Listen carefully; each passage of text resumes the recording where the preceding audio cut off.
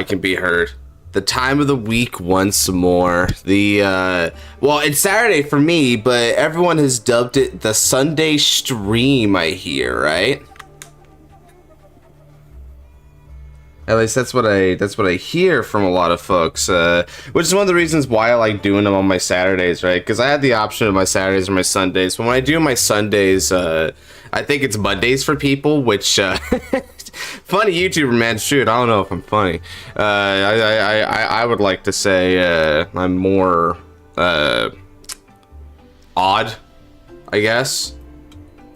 It's Sunday for a lot of people. Hope you're having a good week. Yeah, it's been it's had its challenges, but overall it's a week I'm thankful for. Always gotta thank the Lord for the good things in our life, right? Alright. YouTuber and Twitch man. Yes, yes. And here comes Crazy Flame reminding me that I'm also a Twitch man now. So he's gonna win. Megami or Susanne? I think it's Megami. I really think it's Megami.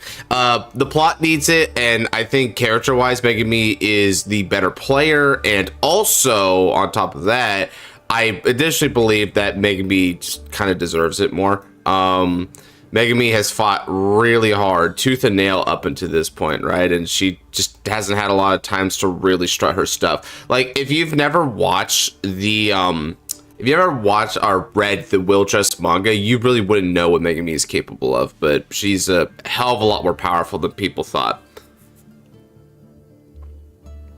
All right, let's go ahead and pop out our chats here, as is tradition.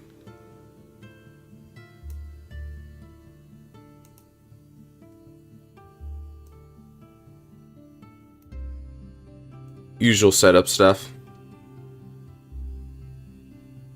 There we go. And now we're ready.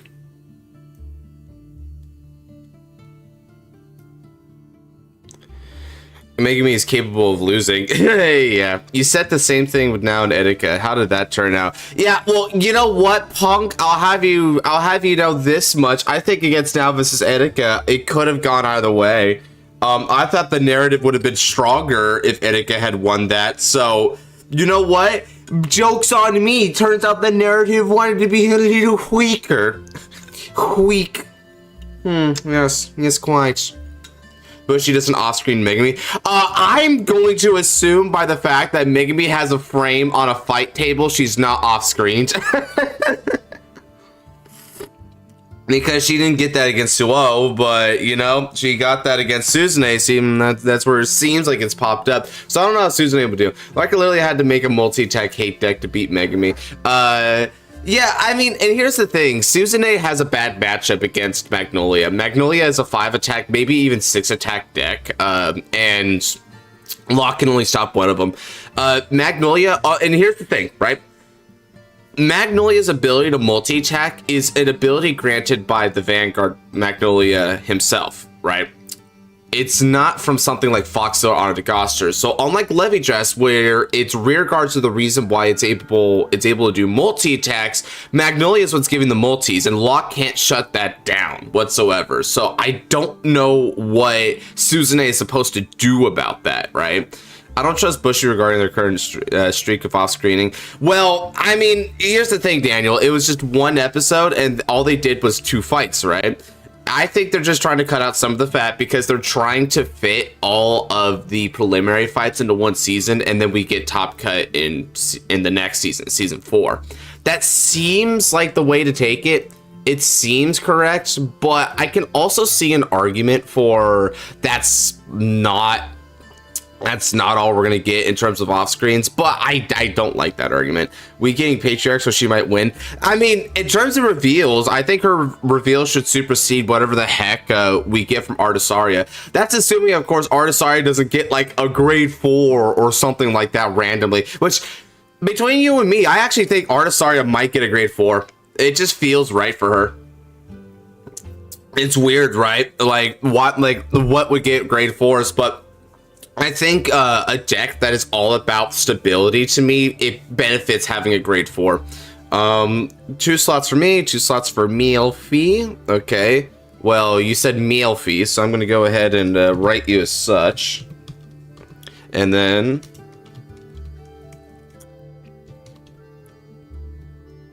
meal fee. We got ourselves budding. Suzune family is like Kansaki, you know, he says weakness is a crime. Yeah, it kind of is, right?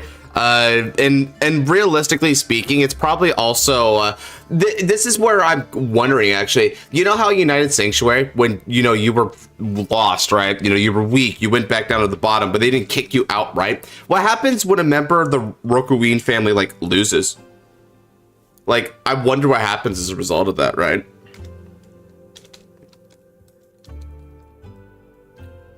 Scar, all right. Scarlight, and then Scarlight, and then we got Dark at one singular slot. Shiona got one slot, so happy hunting. All right. We're getting ourselves a nice, healthy wheel coming up in no time. Always a pleasure. This is worth, are most Dark States males Fighto this season? Can we think of a third example aside from Michiru and Suo? Because I would dig it. I would dig it.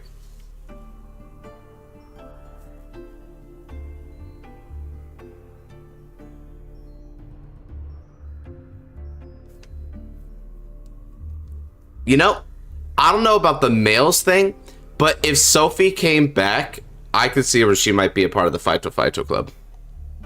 Is this standard? Oh, it's any format, Enoch. Any format, right? And here's what we've been doing, right? Like, we've been doing a viewer versus viewer thing, where whoever your opponent is, you two just kind of come up with whatever format you want to play.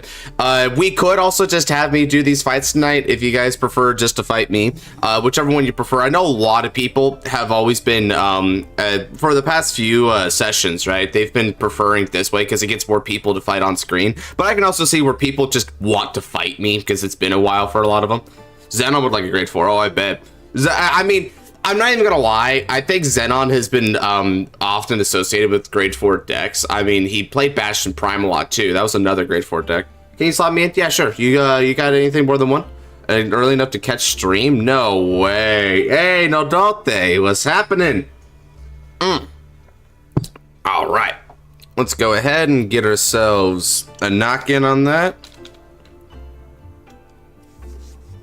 Looks like Michiru got his interest peak after the Faded Ones by a certain Miracle user.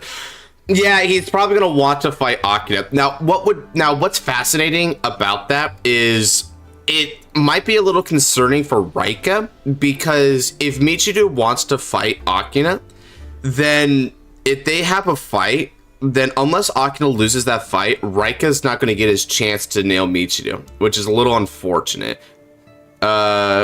Wait, Zenon played Bastion? Do best friend. Yeah, oh, definitely. Gang, dude. He was all about Bastion. He was all about it, right? Bastion, and so his two favorite decks in Standard were Bastion, and his number one was Orphist. But what's up, Yami Wolf? Welcome into the stream. More Sudere Raika. Oh my god. If he doesn't get the kill on Michiru, dude, I'm gonna be so jealous. It's this Yugioh all over again. Oh, frick. Man. Oh, dude, yeah. Although, I'm not even gonna lie. I think Raika's a little bit more mature this time, so I don't know if he's gonna be coming up. Because when Yu beat Michiru, he's like, I gotta make sure that everyone knows that was a fluke. That ain't gonna happen again. You're not as good as Michiru. You're not as good as Michiru.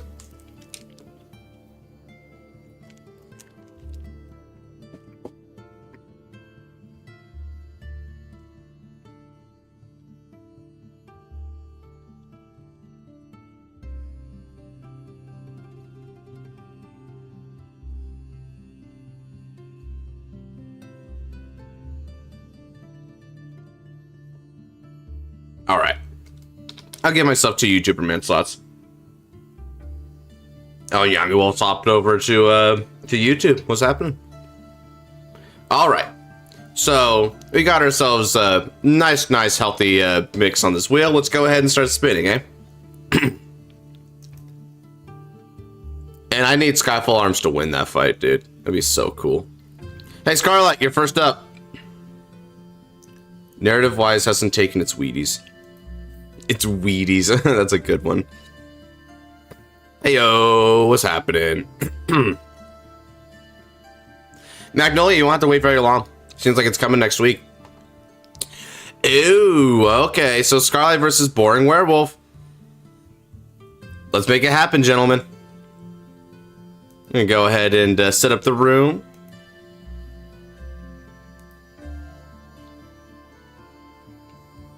Not a bad first fight.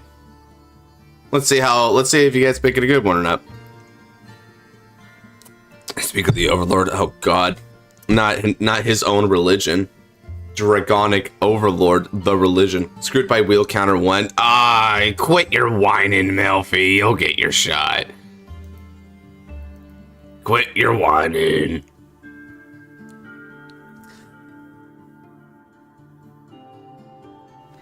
Okay. Now, I wonder what format they're gonna play. He wishes to play standard. Okay, I was expecting V because that's the next tournament. But all right, we'll start off light with some standard.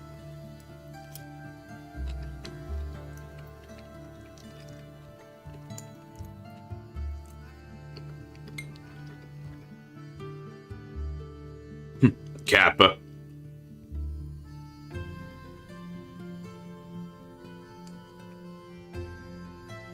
Okay, so they want a straight standard match then. Good on Boring for knowing what he wants.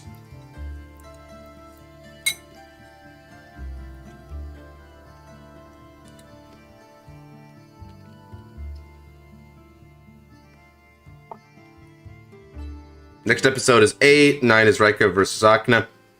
That sounds about right. If they're revealing Patriarch, then Youthberg rebuild right after. Just makes sense. Hello, Ant-Man. What's happening? Apologize to whoever Corner Jet is on Untap. Likely to be on VC. On VC Entertainment.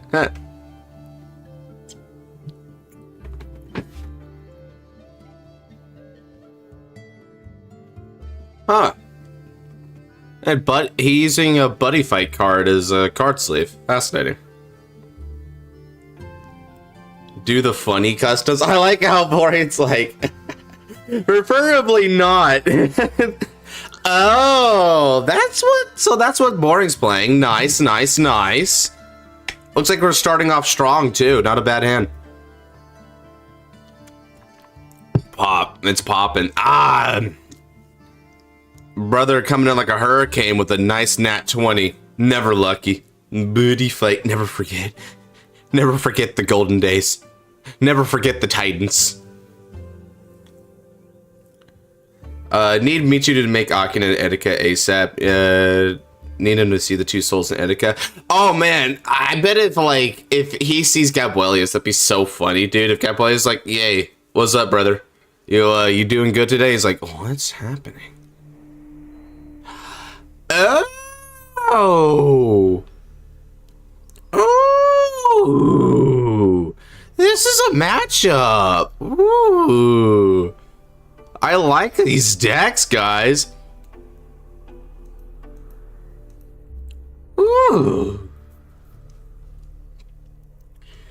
Okay. And let's get some different music going on here.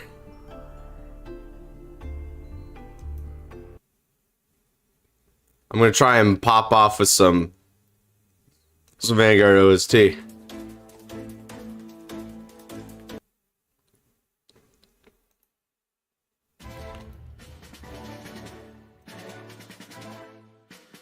All right.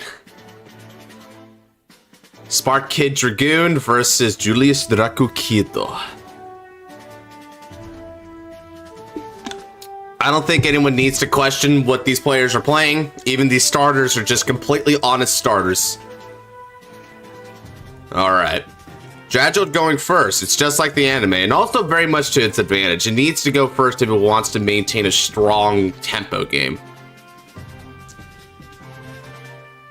2 strolls, 1 then from Craig. Cool. Can we fight now? Honestly, it's kind of funny because I think he was probably assuming something similar with Jinky, right? When he fought Jinky, because he saw 2 souls, and the other one ended up being Gui, which By the way, isn't that kind of freaky?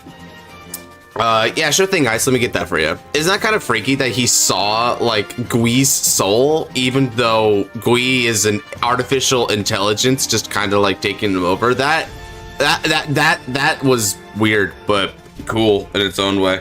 I didn't like. Here's the thing. There was a commenter, right, on the recent episode. It's like, wow, what a lame explanation for this. This is clearly supernatural. You should just let it be supernatural. I'm like, I don't think Taizo's explanation of synesthesia is what it is. It's clearly something greater than that. It's just that Taizo's doing his best to try and process it, you know? AIs even have souls now. Well, I mean, I'm not even gonna lie. If AIs have souls, that probably works out better for us, right? Because if AIs were soulless but like superior intelligences, then they'd probably take over the world. Ooh, okay, hitting a heal trigger. Well, that doesn't do much in this fight, but at least it's some shield in hand. Discard is damage checked, and that ends Scarlight's turn 1 swing. All right, moving on to round 3. Imagine Michinu Suo meets Fighto.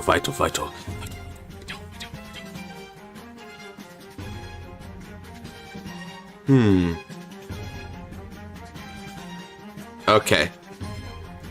He discards Titscar from hand, rides into Jewel Niru. Jewel Core moves over to the rear circle, and then with skill of Titscar would draw a card. Oh. Did Danny forget about Titscar's skill, potentially, or? Uh-oh. Okay, he got the draw. Cool.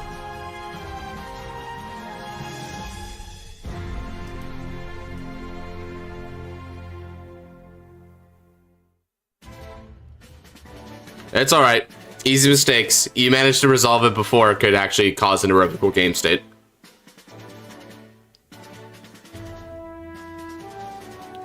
Damn. So, just like Michidu, Danny is going for a very, very fast turn 2.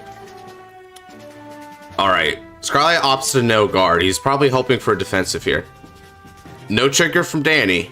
Now, can he get the trigger that he's banking on?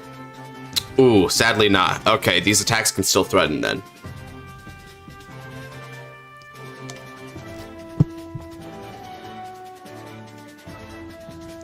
Soul charging Diablo's Unrivaled Bruce. Oh, frick. Why are we playing that? Why are we playing that? What's up, Zeno? Whoa. Maybe it's like Psyqualia? Yeah.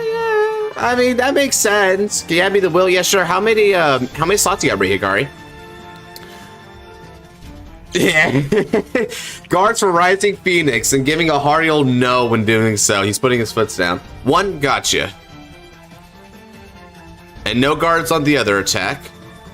Ooh, damage checks to twin cast protect, but that will be great to heal out if he can dig into another heal trigger later. Danchi, let's play.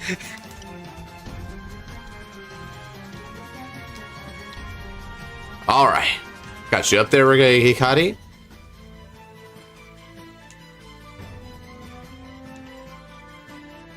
All right, stand and draw. And now it's time to ride into Thunderstorm Dragoon. I'm like, that's the thing. Unless you could somehow rewrite the card to get Final Rush immediately, why? Why? It has no effects unless you're on Final Rush.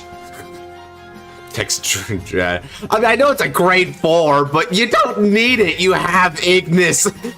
Ignis treats your Dradules as grades 1 through 4, I think, right? Or is it 5? It treats them as 1 through 4. Okay, yeah, but still, it treats it as a 4. You don't need that. It's a funny meme, Danny. It's a funny meme. I like it. I like memes. All right. Ooh, calling down a setup card now. This is the new support card that came out with Vermilion. It's kind of like the Elecrinus for Vermilion, but it does different effects. And it's very powerful. As a matter of fact, this card is the reason that I lost the fight night against Vermilion with Glory Maelstrom of all things. Maybe for plus 15k power? Maybe. Sometimes you have to go with the funny. I mean, hey, I'll play ball, bro. I don't mind that at all. That seems awesome. All right. Now, with skill, he looked at the top 7 cards of the deck. He added a Vermilion from among them, and then he put it into the soul. This is, of course, massively important because it sets up the ability of Dragonic Kaiser Vermilion, the Blood's Cross Ride. Okay, now swinging for 10 with Thunderstorm Dragoon on the Vanguard.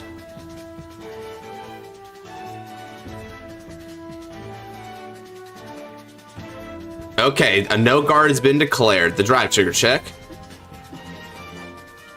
Ooh, it's a heal trigger. All right. And just as we were talking about earlier, folks, that now means that you can heal out Twin Cast Protect, thus getting a potential 15k or even 20k shield in that drop zone. But I think it's only 15 because he only has a grade 3. Unless suddenly Mahara Nirvana pops out. Yeah, that's the heal. Yeah, maybe I did indeed call it. Hey, Ray? Okay, 10,000 power goes to the rear guard as per the standard. Damage check is a Nocturzio, so there's no defensives to help with this attack.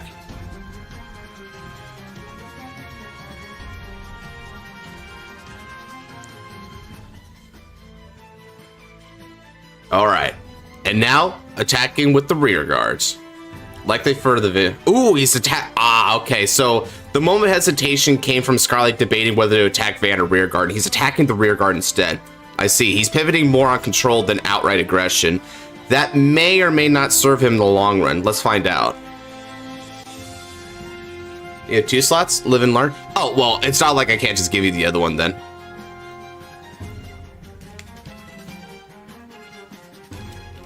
There you go. Vermilion winning against Resile during Deluxe some weeks ago was so hype. Dude, I'm not even gonna lie. When we get Deluxe art, it's gonna be so epic. Ooh, nice draws. Okay. And now the battle intensifies. We're gonna begin riding to grade 3.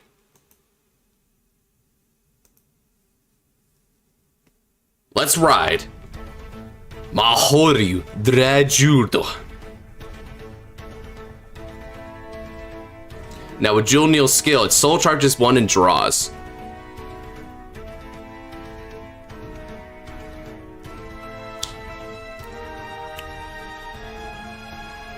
Oh, sweet. All right, good luck, aggro. Targeting Varpula is pretty good. The opportunity is available. Yeah, Varpula is a pretty powerful card, so I can see where doing that means that he can limit the aggression against him.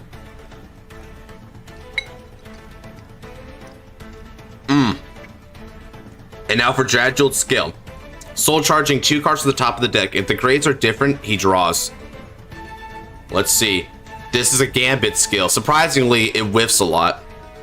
Oh, but today we nailed the jackpot. Very well done. Another draw for you, Danny.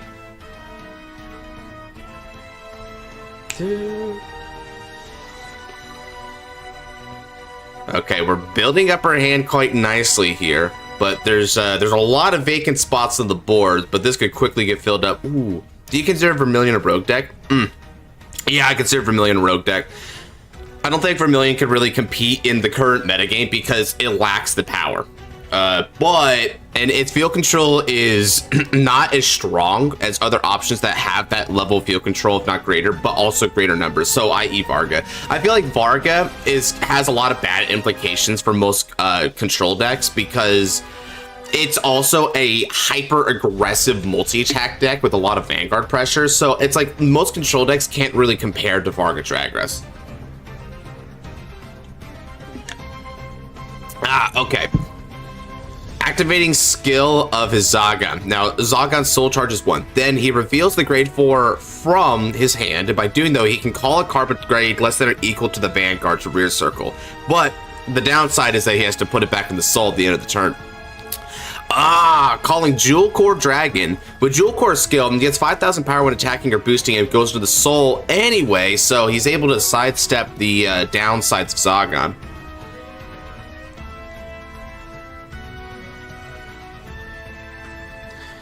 It's legit Rocker, farewell Rocker, always the multi-attack go. Yep, and now we have better Rocker. Listen, good. All right, calling Varpula.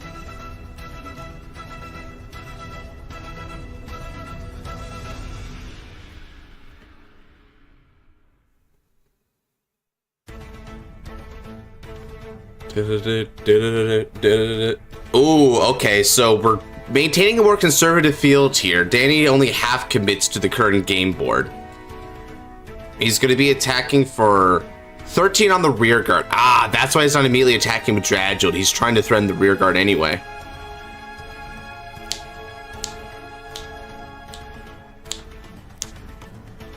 Will Scarlight cough up a 5k guard or not? Also, considering Varga's a Vanguard-centric deck, he's not really concerned about his rear guards. Yeah, 100%, right? That's another thing, man, is a lot of control decks are somewhat piece-reliant, but Varga does everything on his own, right? Like how even Gravidia ran out of steam really quickly because it was relying on meteors, a lot of pieces like for courier meteors, and also relying on persona rides just to be able to get 2 more meteors from deck and refresh, right? So if you didn't have that, you were kind of dead in the water. Most of today's meta contenders have rear guards that vanish at the end of the turn. Vermilion being able to bind them is really strong. Levy's Foxhill, or Boss Saga's Firelord Trick Moon. That is its one benefit, but having said that, the benefit of binding the opponent's rear guards, I think it's a strong one, and it's the only X factor that Vermilion has in its corner, right? I think that's why it's still potentially worth considering a rogue deck for that reason alone. All right, Varpula's next. He's swinging last with his Vanguard Mahoryu. Ooh. Okay, now he's going on Vanguard because he's going to be restanding off the skill of Zagon anyway. And another guard. All right, so Scarlight knows how to play against Dragold quite well. He knows that Dragold has very little Vanguard pressure right now, and that even if he hits a defensive, it would be wasted if Dragold hasn't used his skill yet. So he's guarding aggressively here. All right, and now comes Dragold.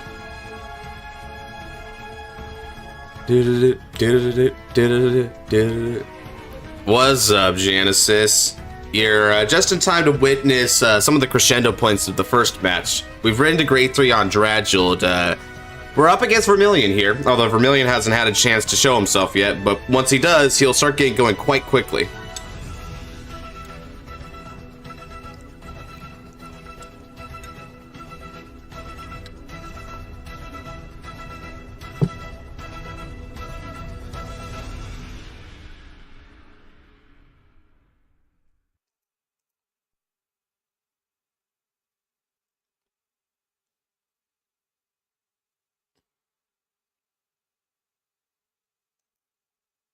Oops.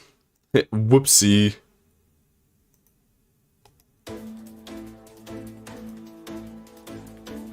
Alright. Varpula skill, draws a card, and then moves into Soul to stand up Zagon. And now the opponent is only at 1. That's likely a take at this situation. If Scarlight's able to hit a defensive here, though, then he can more or less shut down Zagon's attack, which is impressive.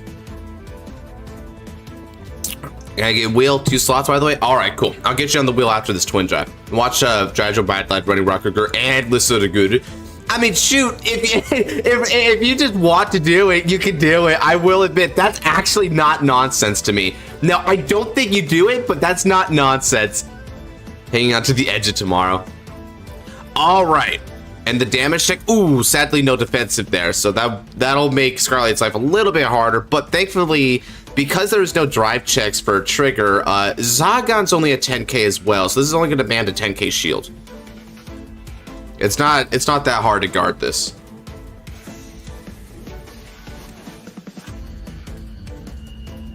Scarlight no guards.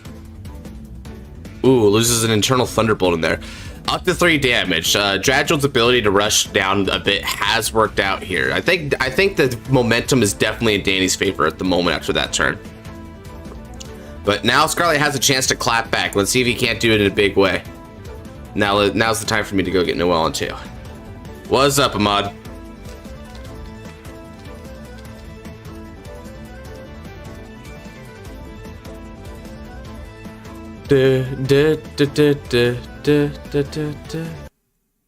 All right.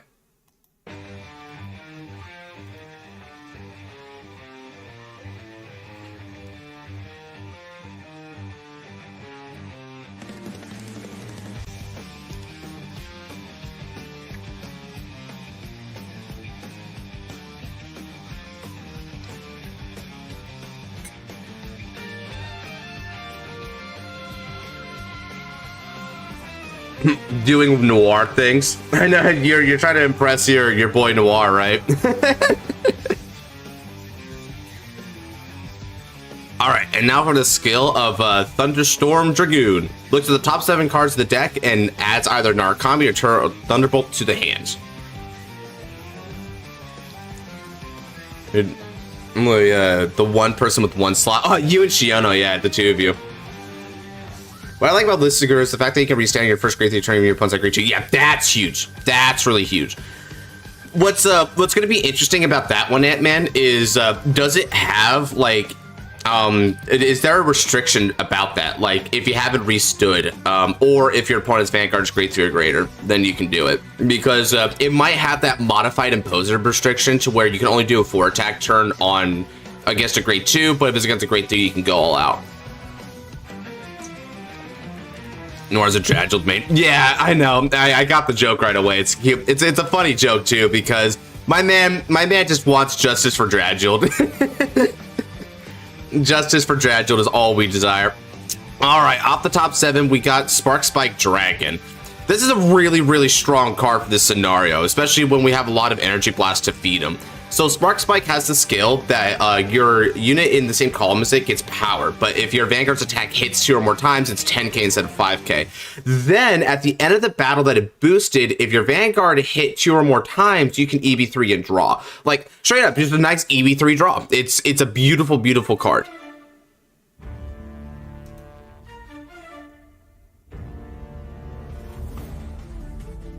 Let's give you this one.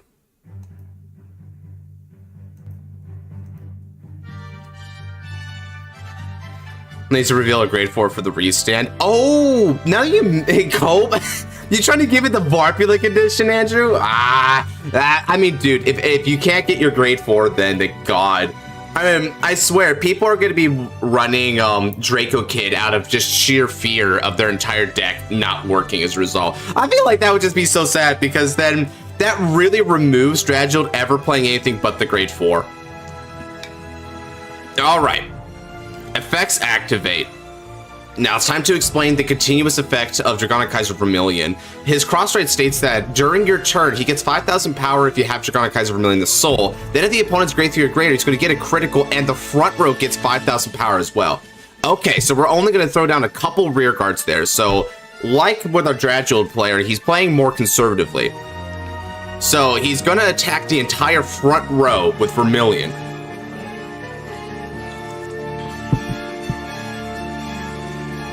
All right, our Dragiled player has a decision here.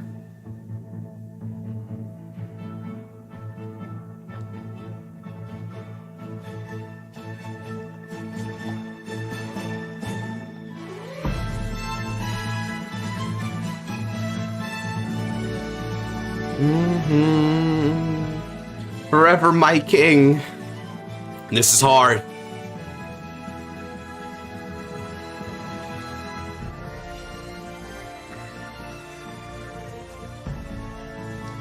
They forgot to pay Zakasu.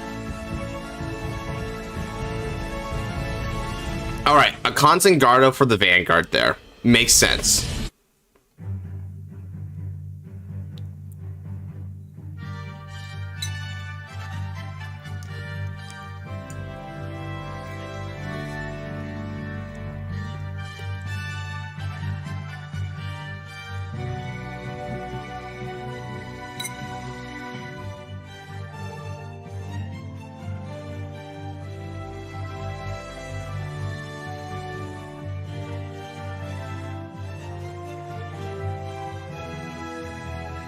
Alright, Zagon is hit and bound. Drive a 1, draw a trigger. Very nice start.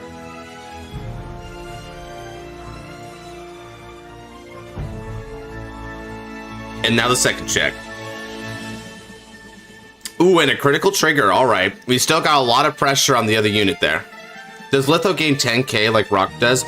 It seemed like based on the numbers shown that yes, it does, but Michu never declared how it got 10k.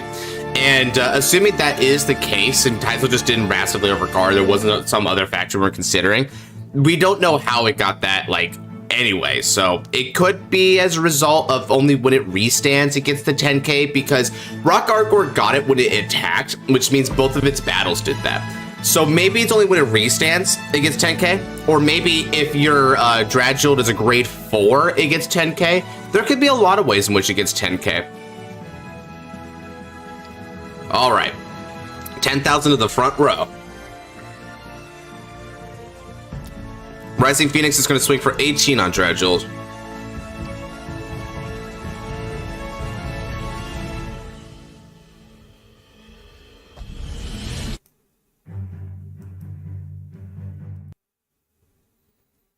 Okay.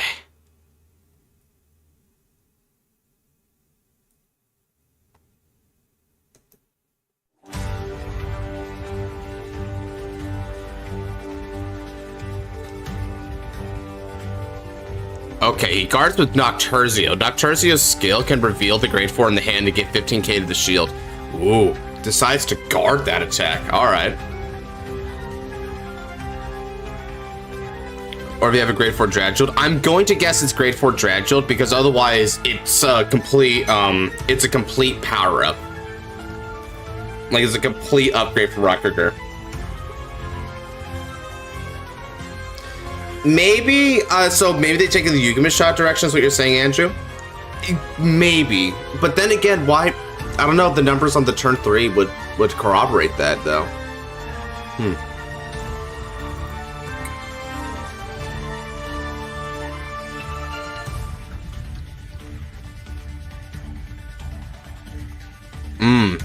And Danny chooses to no guard. Okay. Check one is Elementary Sanctitude, no trigger. The Narukami Gaming is strong with this one, Adote. Check 2, Zaga, no trigger again. All right. Now we've had a relatively even game state between the players. It seemed like Dradshield had an early lead there, but Vermilion was able to strike back with a decent amount of pressure, so now it's drawn the board back to an even game state. Good on you, Scarlight, keeping it close. And now the blood skill activates.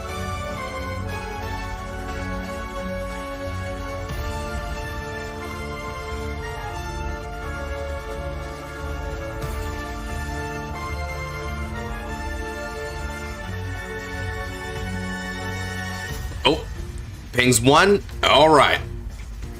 And now Dradshield's in a corner. 5 damage. He's only got 1 turn to defeat his opponent. But as we saw from the recent episode, 1 turn is all Ignis needs if it's placed right. Yeah, that damage trigger is bad, Hikari. That does not help. I agree. Okay. Ooh, but hitting a good draw. It's time.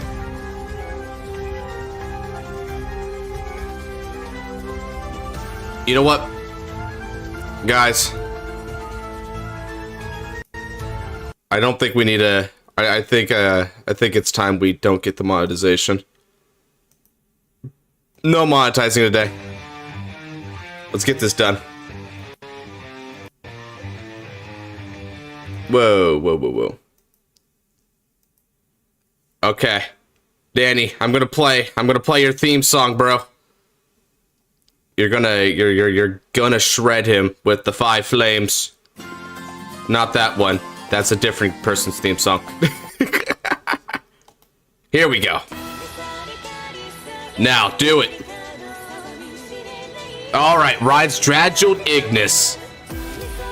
Calls down double Rock Oregudu.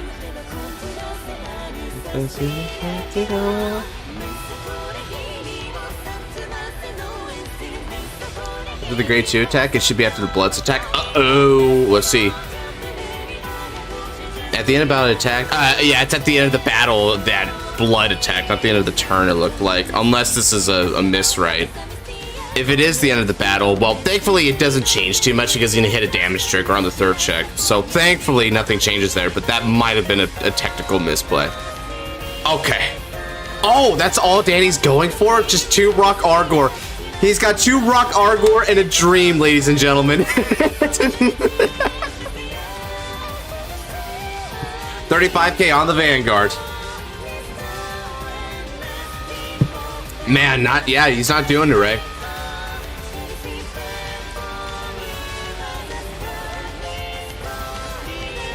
I also can see a match between the 2 winners of Deluxe. Yugioh. Oh, I think what your Breika won Deluxe in the second one, but so we've actually seen that match. So it would be more of a rematch between them again. It's 2 Rock Argors and a dream.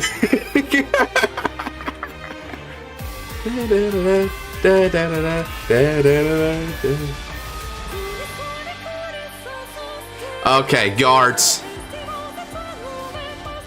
Let's see. Uh-oh. Scarlight's eerily in the same position Taizo is.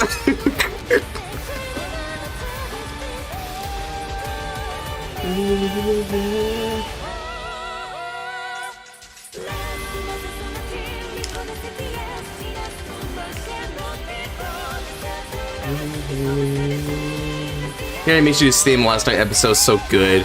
Dragil, I love the animation bit where Taizo fires maximum and Dragil, the regular Dragil, just like does a breath attack to block it, right? Like intercepts the shot. I was like, oh, that's so cool. It's like they're actually fighting each other.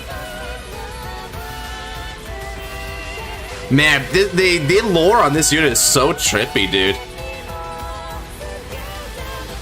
Yeah, that's exactly it, Dark. That's why I think it's the same situation as Taizo, because he's on the edge. He's barely holding on here.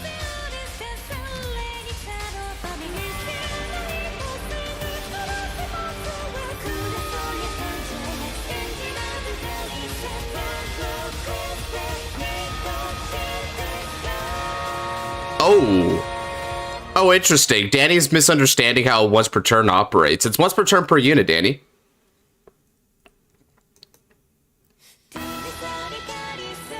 Ah, frick.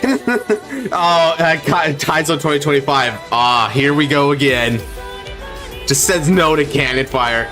He looks at it, it's like, oh, you didn't you think we can't just, like, you know, shoot it down? I don't think anyone has ever tried to, like, fire at maximum before. No one's even thought to do it.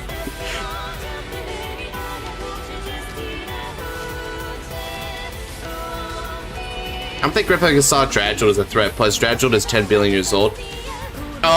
There was a lore bit that I dropped recently at Man, which kind of contradicts that a little bit, because it was stated that Dragil was the greatest threat to, it was the greatest threat to Dragon Tree, but after Bruce defeated it, it was basically wiped from existence. And now it's come back from a state of non-existence, which is trippy.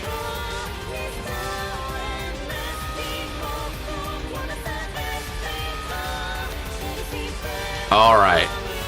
So now Scarlight has a very important decision to make here with this upcoming attack. He's got 1 of 2 directions he could take this.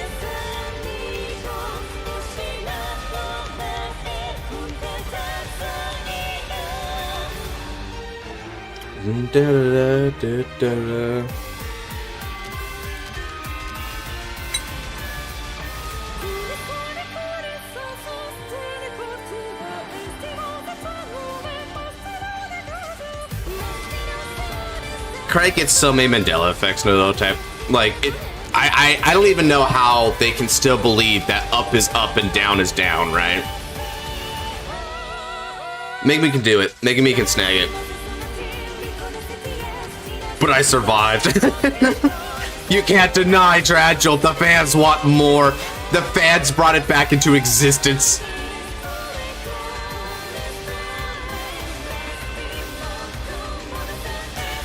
maybe that's why Dragold is dangerous. I mean, Dragold also is just like a very, very ancient creature, right? So it's hard to, a creature that has endured that long is super dangerous. I mean, he is like, if I recall correctly, I think Dragold's even older than Overdress, right?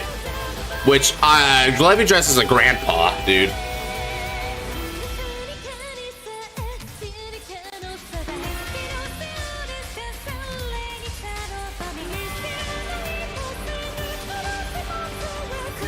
Yeah, that might be it.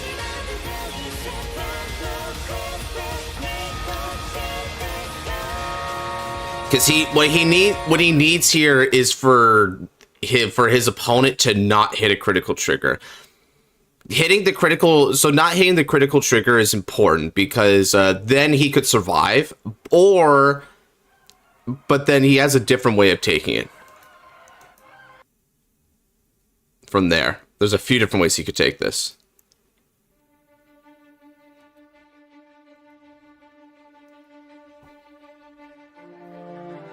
Doing well, ZX. Thank you for asking. How about yourself?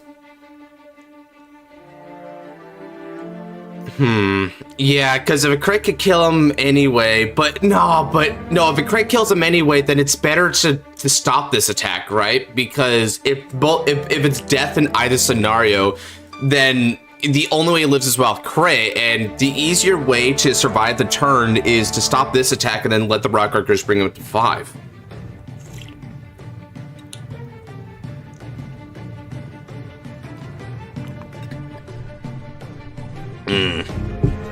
Only 4 visible triggers out on Danny's end. That is hardly anything.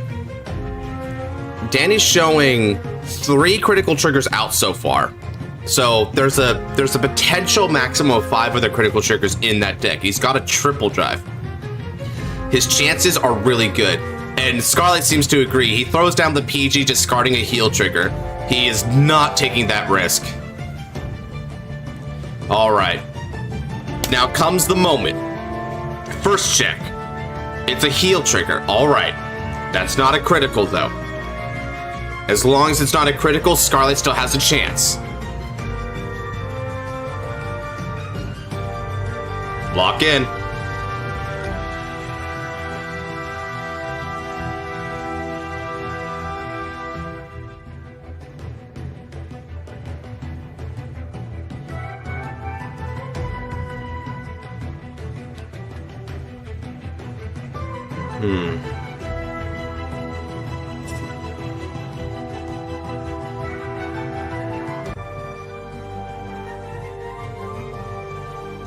Second check, it's a no trigger. And now the all-important third check. It's a no trigger. All right. That's what he needed to see here. Whew. It was looking real tight, but unlike Michu, Danny wasn't able to pull it when he needed it. He's gonna have to brush this one off and prepare for another offense.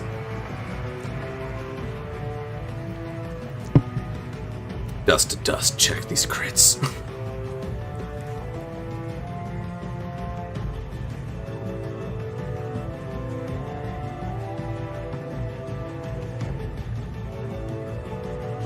$45K to the Vanguard with Rock Argor. Yeah. For reference, by the way, chat, that would have demanded 50 shield. That's how insane Dragold is as a frickin' grade 4.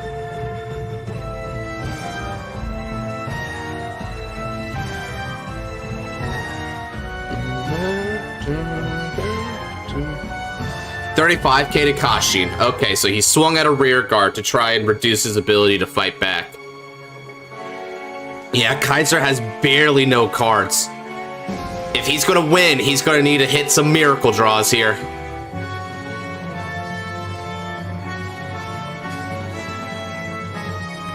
Can Scarlet even make a comeback next turn? It's close, but we're not sure.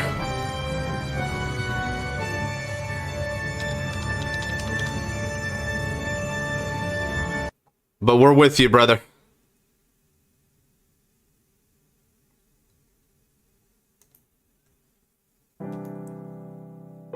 I'm gonna play the Narukami theme. Do it, Scarlight. Show him your resolve.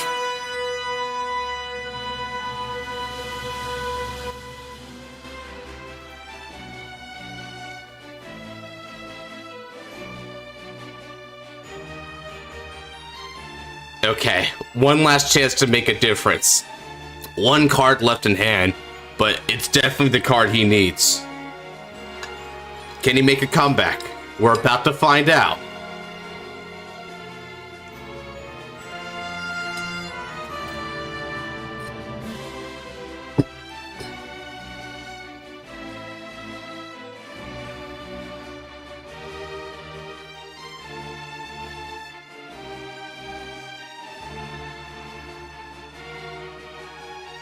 Okay, no more dilly-dally. It's time for battle.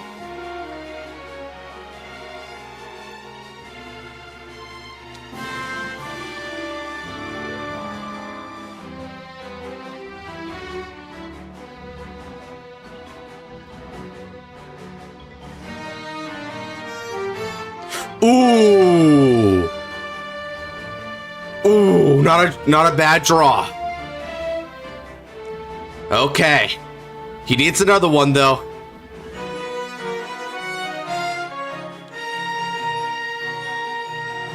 Okay.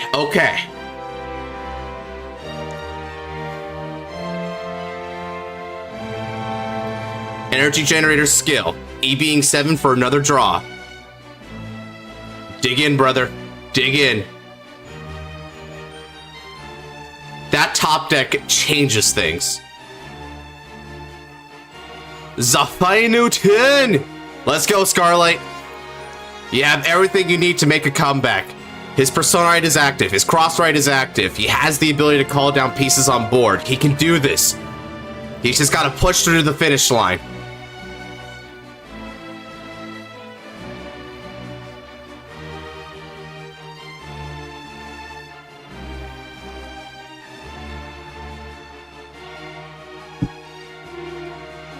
Okay. Let's check out some of the skills of his cards. Scarlight's used the skill of Eternal Thunderbolt from the drop zone. He can play it from the drop by binding it. Now the effect of Eternal Thunderbolt is in effect. But that's not all. Cross-Right is in effect. And because the opponent is at grade 3 or greater, he'll be able to give 5,000 power to that front row, in addition to the 5,000 power. So, that's pretty impressive. So, that means he's got 15 here, 5 here, critical here, and he can still call down rear guards.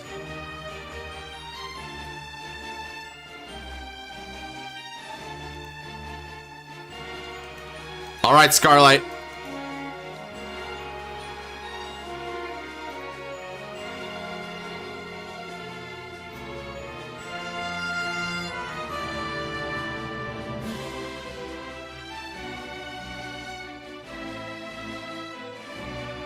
Here we go. Rising Phoenix's skill, retiring itself in order to give a unit plus 5,000 power.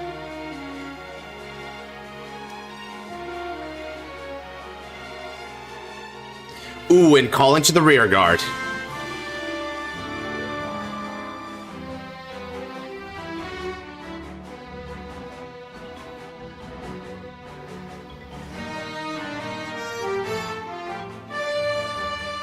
Okay, swing with Draconic Kaiser Vermilion on the front row.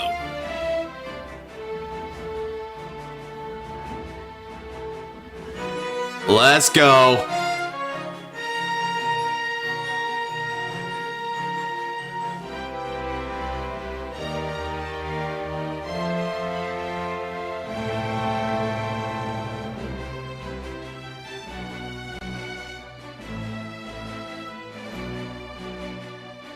He guards a Rock Argor, and he perfect guards the Vanguard. Oh, shoot.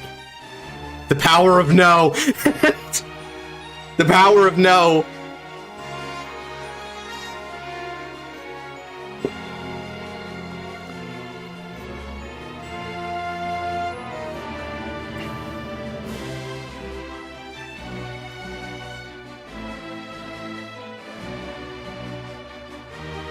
Okay. Well, he's paid his costs. Bifrons will be the sacrifice for the Consangardo.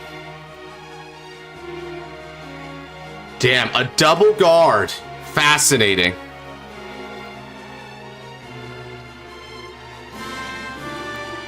First check it. No trigger. Second check is a critical trigger.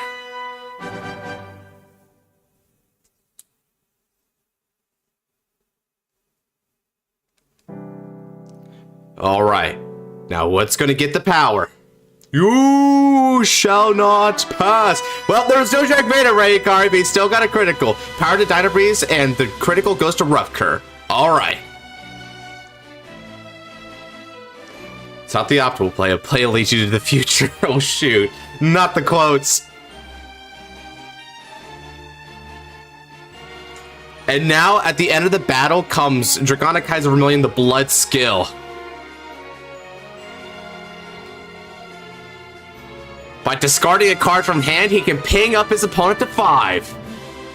Danny's no longer safe. He's got to guard every other attack this turn. Time for the damage check. And it's a no trigger. He's still got the clear lane to attack Dragul.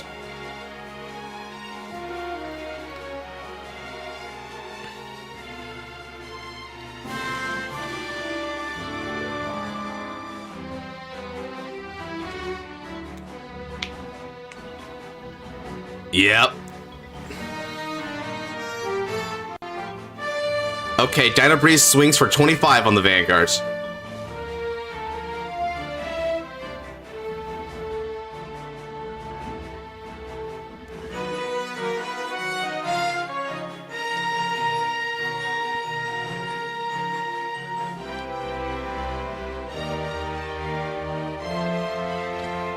Okay, Danny blocks it with a heal trigger. So a heal for a heal. Very nice.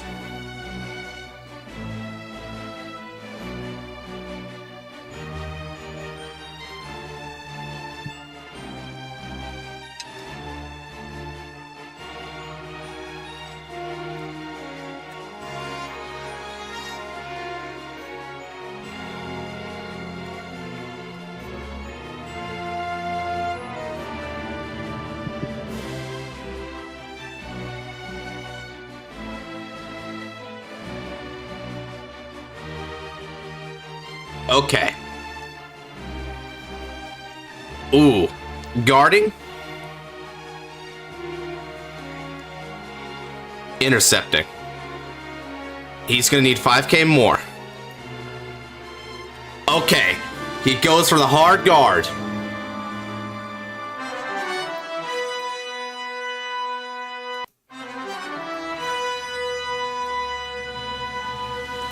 Rough Curse skill. At the end of the battle, he can counterblast to draw and bind it.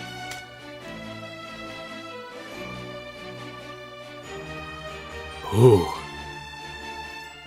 And then, skill of Rising Phoenix. Rising Phoenix calls itself from the drop zone after that bind. It's just fuel for the fire. And now Rising Phoenix swings for 18 on Go Mahoryu, or Shin Mahoryu, I believe.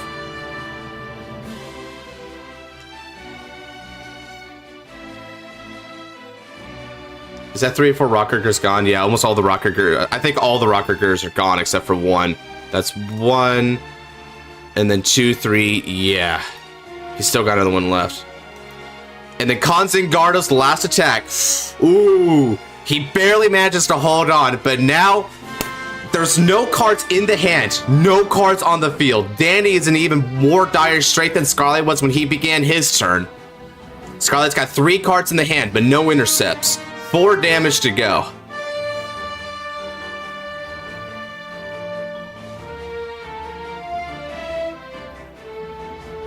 Okay. The future is here. He's only got 1 card in his hand, and Dragul Dignus is the lone Vanguard on the field. How does Danny want to do this? He's got 2 choices. He can call down for a boost, or he can call down for an attack. Dude, the comeback plays are rough. This is a fight. This is my final turn. Okay, Danny's declared final turn. Energy blasting in order to draw an additional card.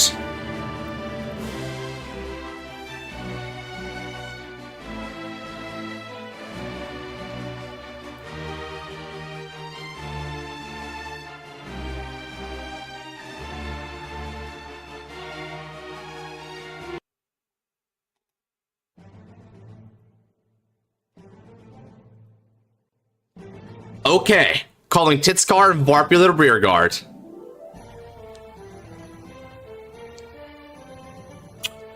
Ooh.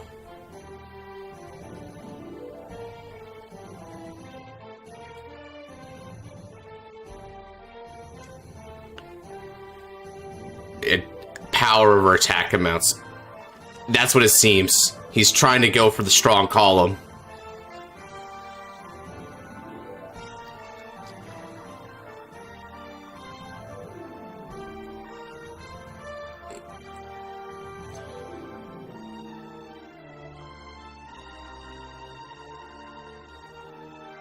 Vidalvasti again? Yeah, I already used that one.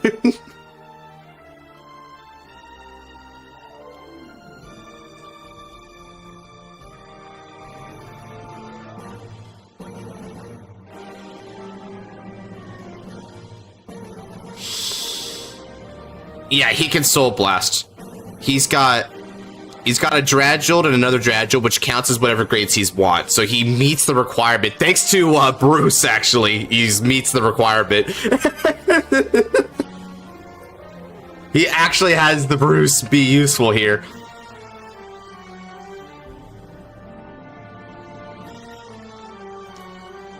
Ooh. This is 33 to the front row. Okay, Scarlight chooses a no guard. Uh-oh. It's a critical trigger, but it won't matter before Dragold's power.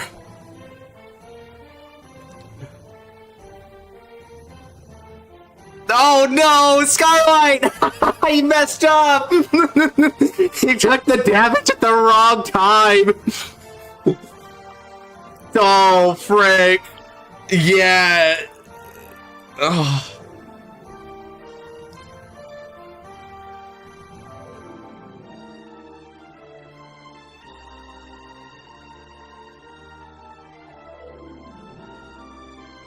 Okay, and now you wiping out the last 5 cards from the soul. Dragold uses its skill one last time. Varpula's skill. Moves to the soul and draw a card. Okay. Well, there's only one guard that Scarlight can play in this instance. Only one guard that'll make the difference.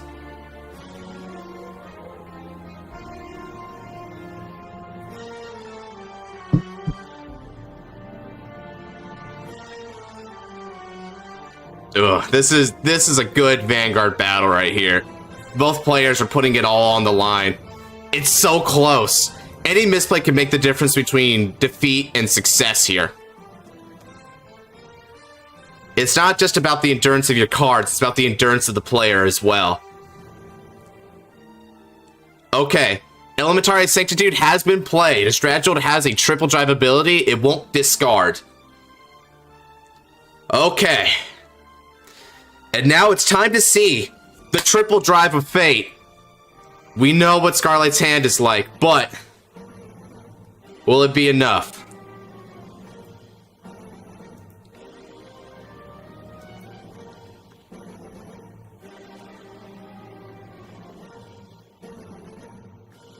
There's a trick.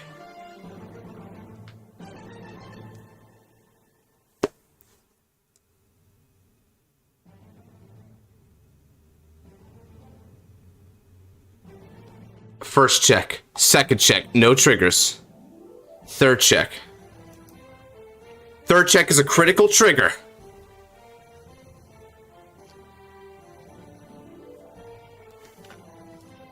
Might have the will. Yeah, sure.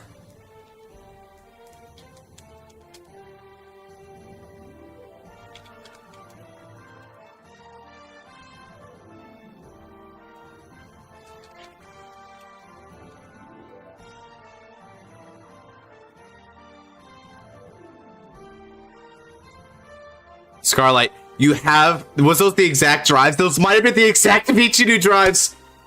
Scarlight, you have a way out of this. Continue to believe until the very end.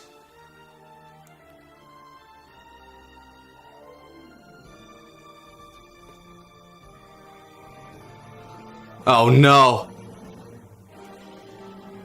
Scarlight, And unfortunately, because the power of Twin Cast protected the drop, so it's only a 15k shield, it won't be enough to stop this attack.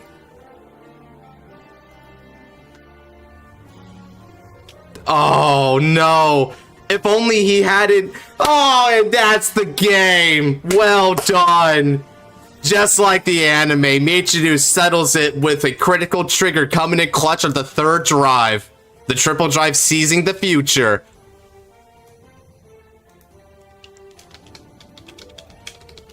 That is a keeper of a first game. Very well played. GG's. Oh, wow. That came down to the wire. Like, any card played differently could have changed that game. That's how neck and neck it was. The early game heal, Ray, right? The early game heal could have, if there was no triggers, the early game heal could have done it. Oh, that was exciting.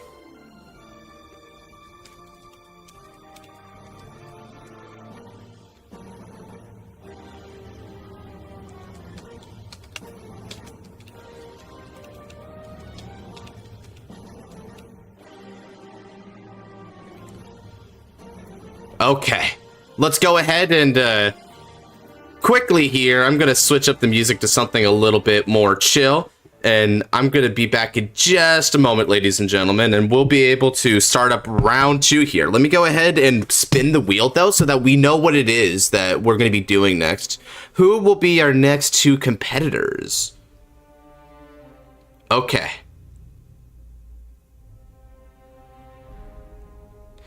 Melfi!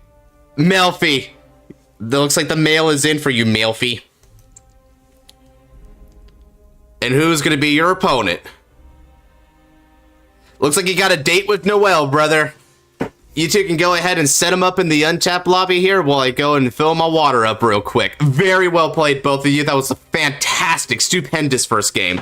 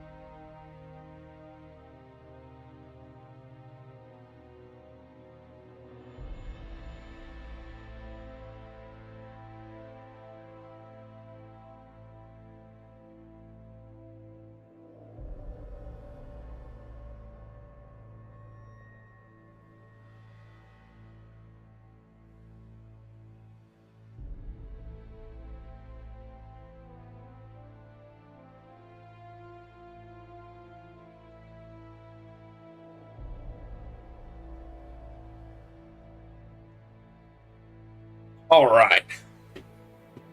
I'm back on in it. Oh, shoot. What's Scarlight and Nanny still doing here, y'all? I thought we were supposed to be on that Melfi Noel hype train next. You add me to the wheel? Yeah, sure. How much spots you got, Creepo? Hey, Debbie. Welcome to the show.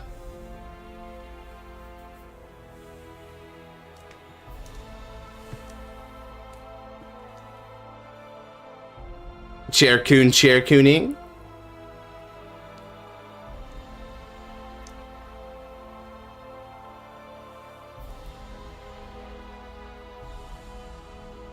All right.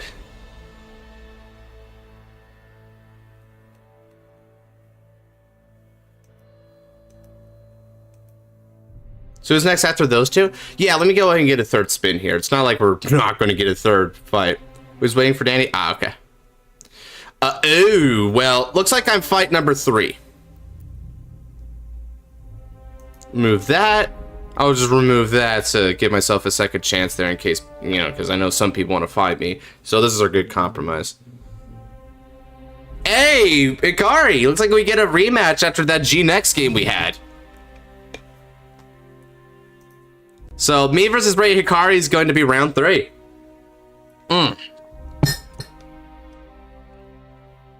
It was a beautiful fight. Beautiful fight. How many slots do you have, Kariba?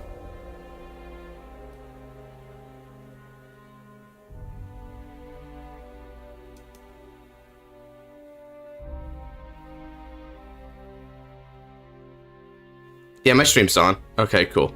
Still looking good. I guess you just have to refresh it. Thank you for the follow, Yami Wolf. Very cool. Alright, now we're gonna have to see what Melfi's going. Holy crap, unexpected looks at deck. Do I play Alden? Do I play Youthberg with the customs you made? Oh, do you want to play my custom Youthberg, bro? Yeah, that'd be awesome. Shoot, maybe I could throw some custom, whatchamacallits. Oh, I would just respin if it spun on me again, although that'd be hilarious. I guess 2? Okay.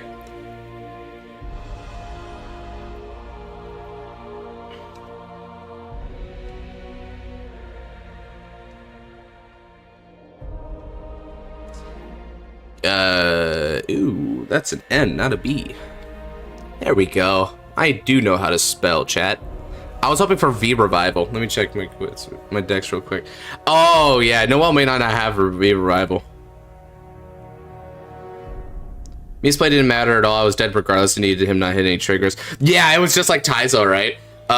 Y'all played stupendously. That was a great first fight. I don't think any of us were expecting that to be so epic, but you guys brought your heart to the table. Still learning it? Yeah, no problem. A lot of us are learning it, right? V Revival is effectively a new format for most people. Oh yeah, by the way, guys, the set is basically complete. We're gonna start doing reveals pretty soon here. I think what I'm gonna do is I'm going to start with revealing the thumbnails for the new sets. We've got Clan Collection 9 and 10 as well as Festival Collection 2. And once the wave is out there, oh, it's gonna be beautiful. Bring old Whippersnapper back.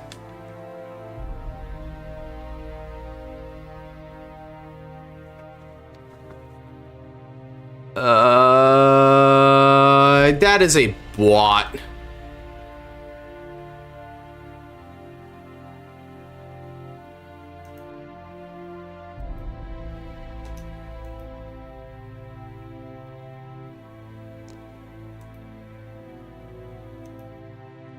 Let's see. How do I ban that? I want to ban that. How do we ban it? I banned the wheel yet? Oh, Zenon. I'm so sorry. Ah, frick. Totally forgot about that. My bad, brother. Sorry, sweet new cards. Might be time to dig into V Paladins. And then, oh yeah, we got some really cool options, dude. Like hell, we're gonna give more to the Liberator archetype in this one too, and that one's a classic one. A lot of people like it. Okay, so Melfi's got the die roll here, so he's gonna go first. It looks like. Ah, all right. Yeah, it's so right now, we have Clan Collection Volume 7 and 8, which is what constitutes V Revival alongside Festival Collection 1, right? So in total, you get 240 cards in cumulatively, right? It's 10 cards for each of the 24 clans, which is an easy number. Now, with this new set, we're going above and beyond because each of the clan collections have added a 7th card. So that's an additional 24. And then the clan collection is an additional card because there's a generic for all of the nations, which when you guys see this generic, y'all, it's going to look a little familiar. Y'all are going to oh, VC. Oh, right on it, Zenon. I'll be right over there. Y'all are going to see the generic and it's going to look a little familiar. Click on the name in Twitch. Oh, okay. Yeah, that's what you got to do. Gotcha.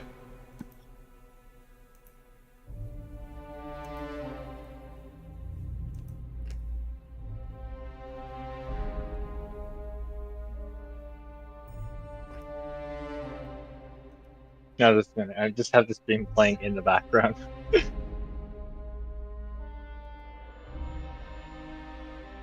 Okay. It's time for battle.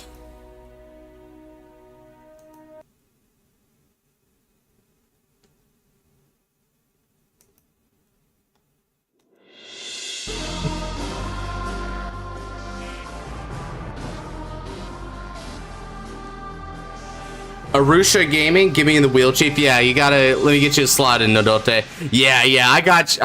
You know what? I got you, Arusha. I'm not even gonna lie. You're gonna like Arusha, dude. I'll just confirm that.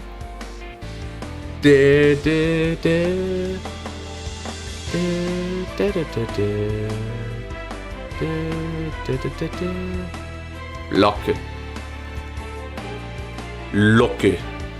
That should eliminate him, right?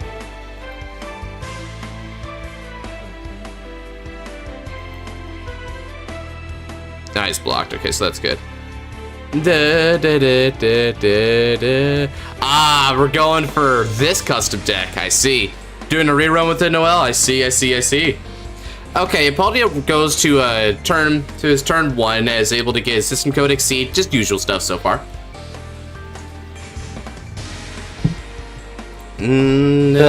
Happiness from me, Josh. Don't disappoint. We'll see if I disappoint or not. I'm gonna try not to, though. I'm gonna try not to.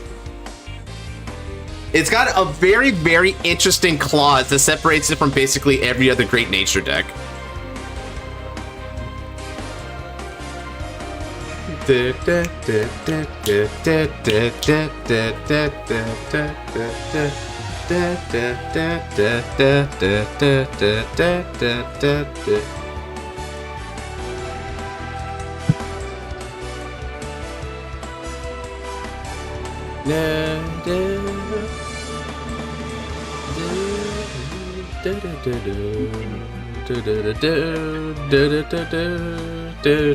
don't know if you noticed it, Josh.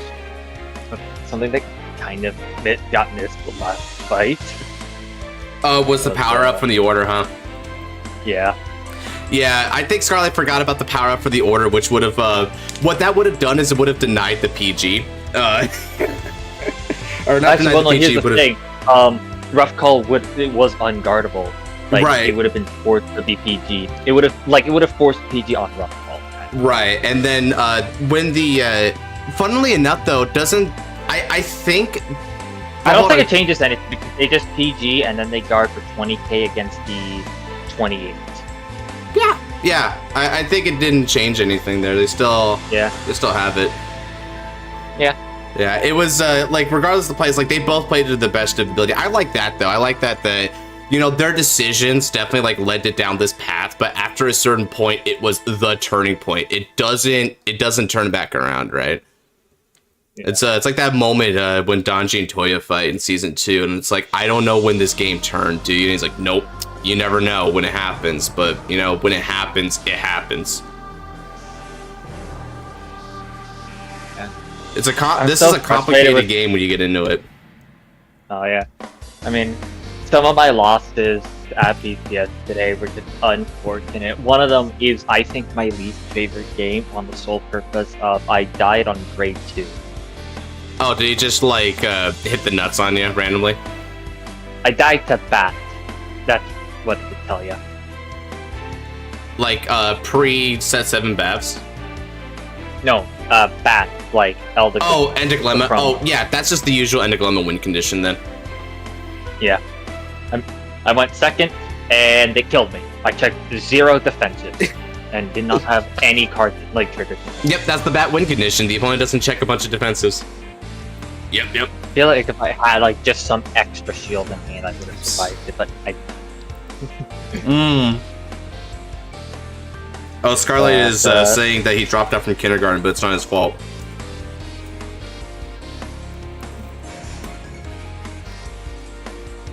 I guess he's saying it is his fault, actually. He couldn't do math.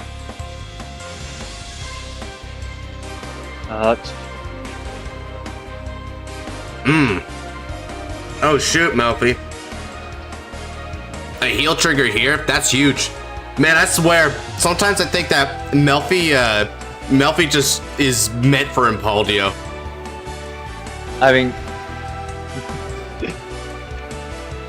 yeah, I remember playing against them in our first standard event. They had Impaldio. Paul. So, unrelated on the bright side, I actually do have all of my stuff I need for, like, set 6 Maelstrom now from the event. I got 4 Maelstroms, 3 Cutlass, 4 Eloquentness. Oh, nice. Yeah. That, I mean, you're basically set then, huh? You just, and when you say Maelstrom, you're saying Glory? Yeah, Glory. Because I already have everything else I need from Maelstrom. Hell yeah.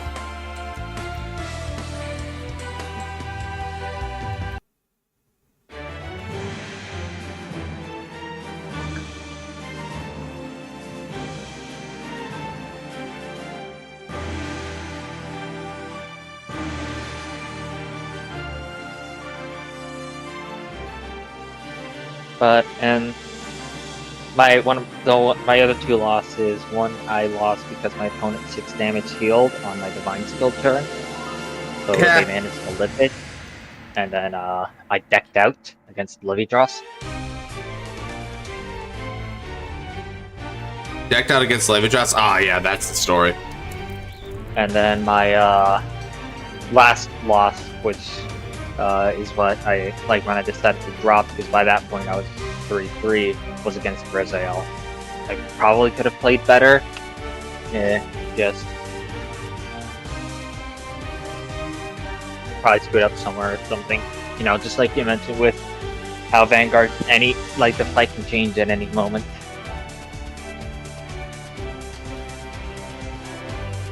That to be a spectacle, this triggering.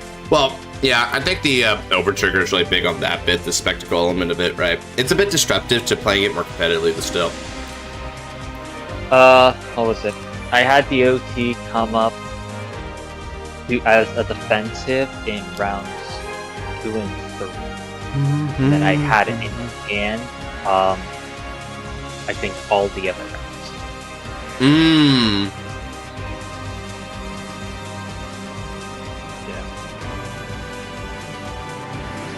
Actually, no. I did not have it in the round I died to bat.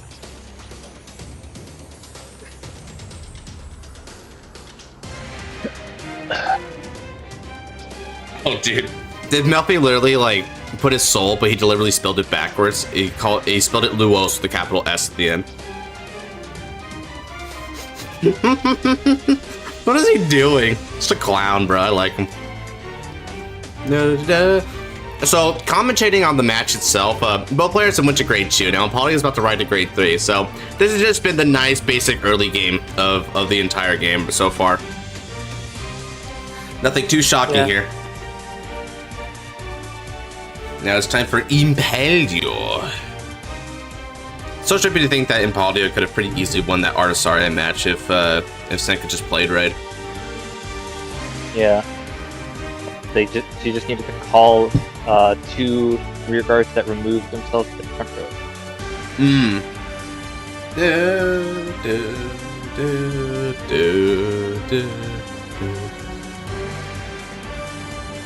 Alright.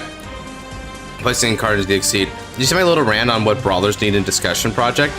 No, I didn't see your rant. However, I think you're gonna like. I'm just gonna say you're gonna like what we have for Narukami. You're just gonna like it. It's gonna be cool. It's gonna be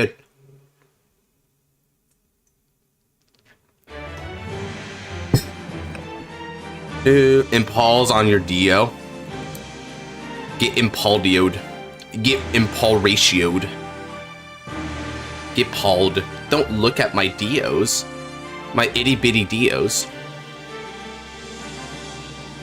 Zavaldo. Star Platinum. Swipe his Jordans.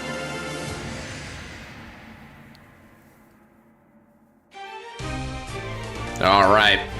How much for Narukami gets, lol. Oh, you're nervous about Narus? Yeah, don't get too nervous about Narus. These Narus, they're not, well, brawlers may or may not get something crazy, but then the other Narus, okay, one thing about like these, about set 7 here, or rather set 9 and 10 is, I have 7 slots, right? Which is adding an additional, so between the extra 24 cards from the clan collections and the extra generic card from the festival collection, an extra 25 on the 240. So we have 265 cards coming out here soon. Yeah, I know, that's a lot, and most of them, and a lot of them are uniques. The majority of them are unique cards. So if you guys have been wondering why I've been kind of not as active lately, it's finalizing that takes a while. It's a long process. It's a really, really, really long process, dude. And because after this, right? Like, let's even just regard putting the images on Untap, right? Let's just take it at a more basic level and say, what about putting them on their own spreadsheet so people can see the catalog? That's pretty tough.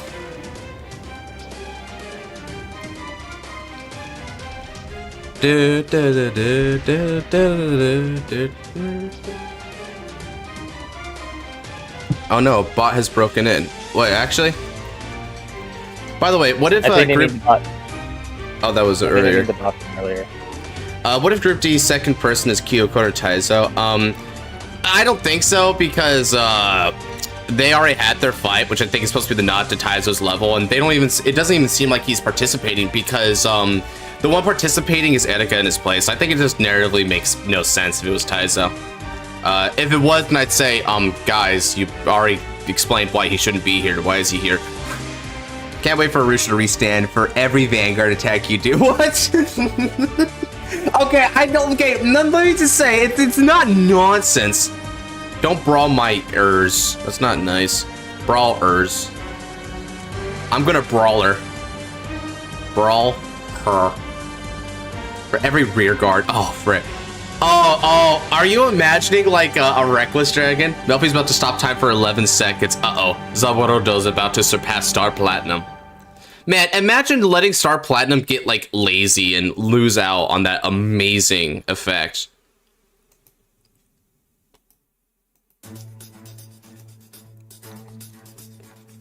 All right, it's time for the battle phase. Dio is swinging in hot with his Nebula Invoke Dragon.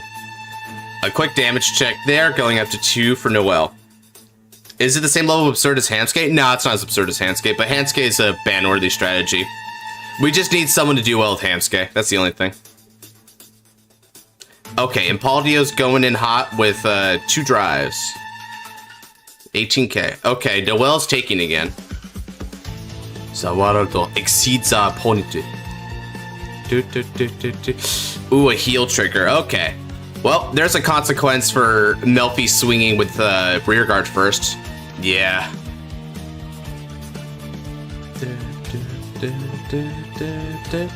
As long as the Great Nature is broken, I can dream. Great Nature has 2 broken strategies. Isn't that funny?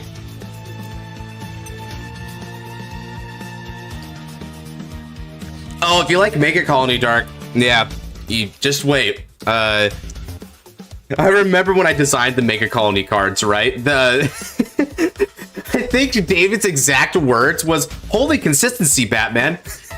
I'm not gonna say what they are, but that was his words, right? Because you were in the mod chat too. Yeah.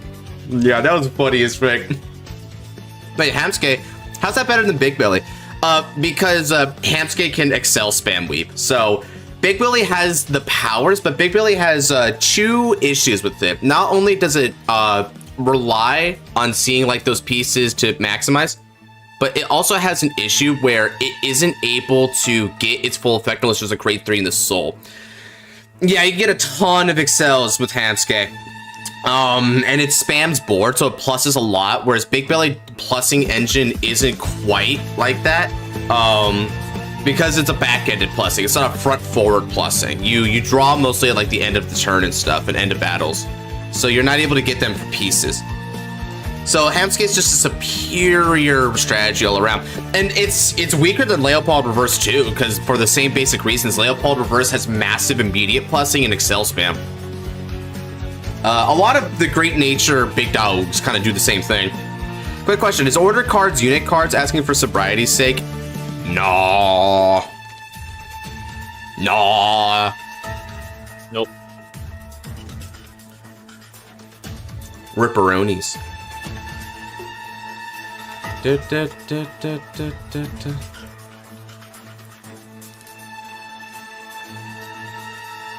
Oh, is he using Baldred's skill? Ah, I see. He saw the blitz order. Yeah, that wouldn't work in this case, so that's correct. I'm just theorizing the crazy thing you can do with the Rush. It gets all 3 gifts. Oh, not the Plon thing. Star on Stage Plon does that. We have as a matter of fact, didn't you know that Bermuda has 2 boss units that gives you 3 of the, like 1 each of the different marker types?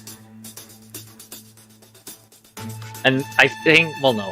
One is Highlander, the other's Melody. Right.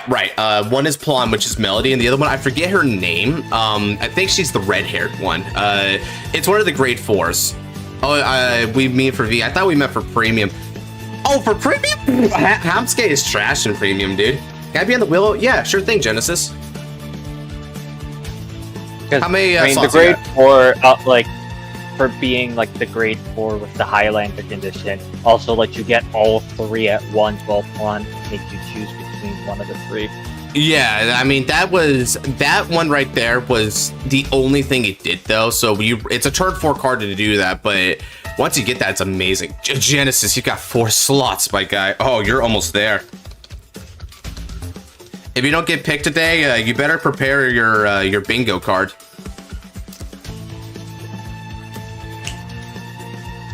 Okay, he rides into, what's this guy's name again? Masquerade Ghost Noodles.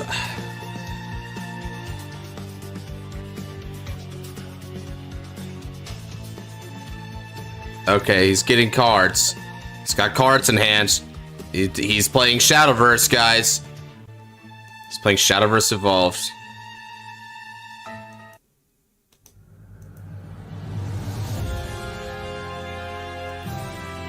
This one's got kind of a dramatic beginning. What are the chances Genesis gets spun after Godsman and Hikari?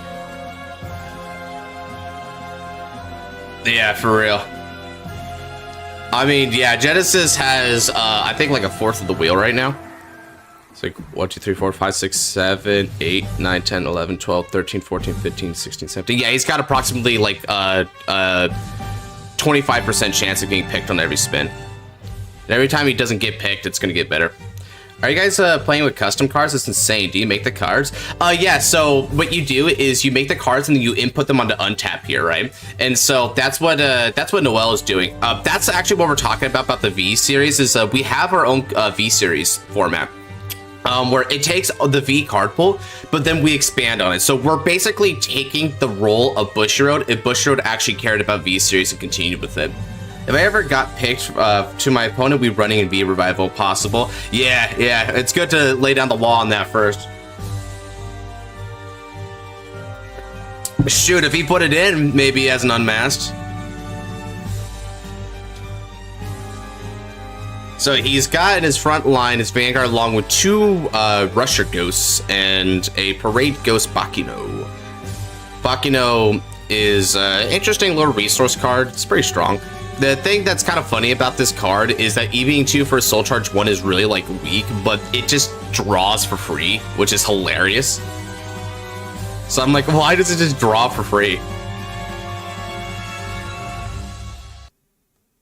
How many cards does... Oh. No. He has 3 cards engaged. Let's go for this one. Hayami Kaido, that's the Godiva kid, right? Yeah, I believe so. Now, I don't know if the Godiva kid's ever coming back, but if he did, that'd be pretty funny. Lord knows he definitely wanted to be a part of the 3rd Deluxe after the Manga Deluxe, but I guess that never happened for him.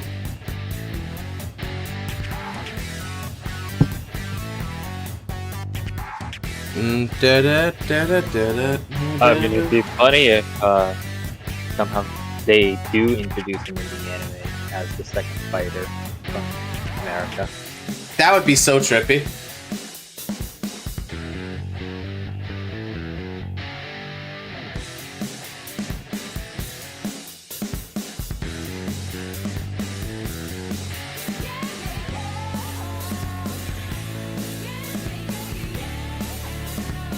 So mascot more so than Wingy, in my opinion. Ah, that's a wrong opinion. Dead wrong. Wingy is best mascot. Really cool. If you ever put in Paldio for my CNVs, possibly I want to make a deck this format because I would love to.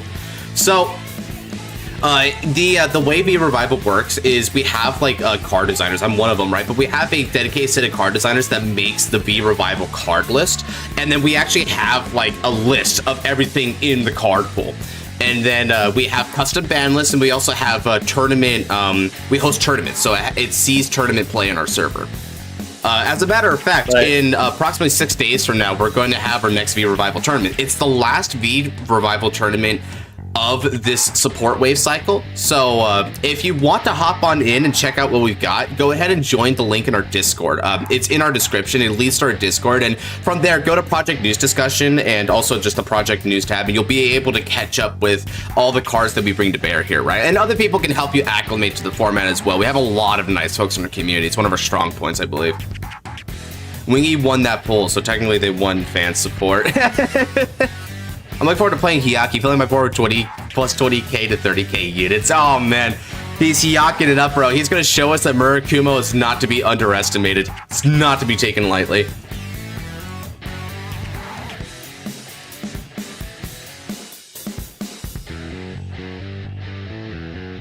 It's kind of funny that Nyodos just has like another free effect, right?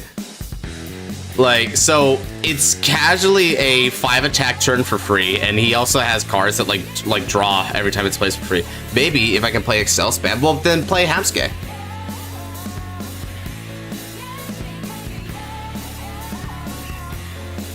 Honestly, this deck can get up to like 7 attacks if you are lucky, like have to see the right pieces.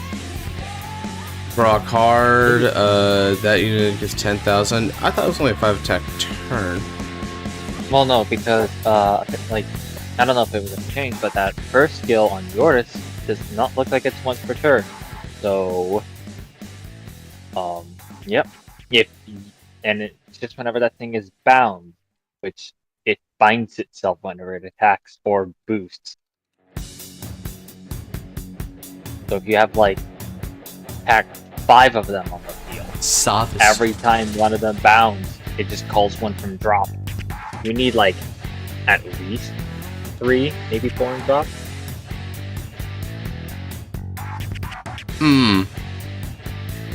My goal is to get Yasuie banned. Yasuie? Oh shoot.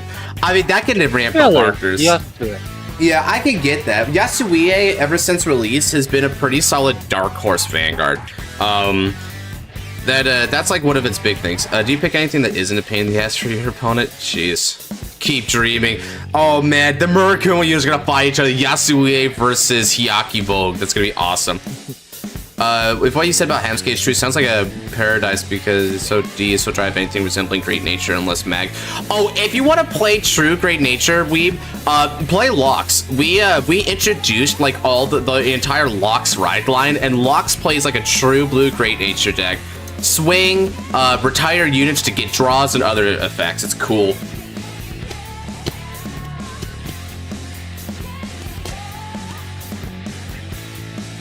Yeah.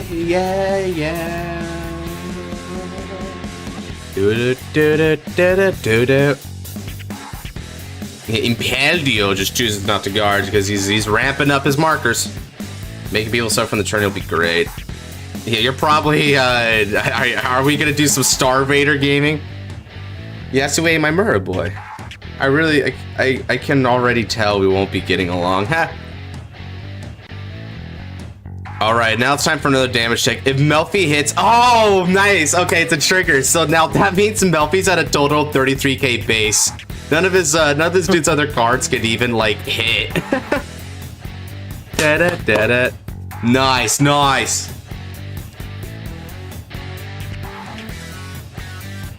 Sounds amazing, thanks. You bet, brother. By the way, are we gonna read the other manga? Not today. Naps isn't really available today, to my understanding anyway. He's undergoing Ramadan, I believe, so he doesn't have much wherewithal. We don't end worlds now. We even want to play this game. Damn, Genesis. Them's fine words, my guy.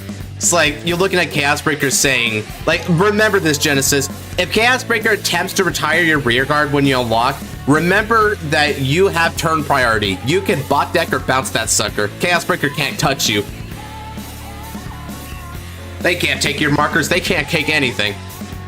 I think they still take the marker because the unit still got unlocked. And they still take the marker, but I thought, I guess if it's not conditional to retard, they can still take the marker. But you know what? Don't even care about that. Just stay on 4. Just stay on the Excel. Easy.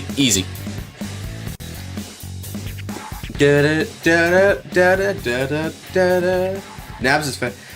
Yeah, he is. You got a week training to do then.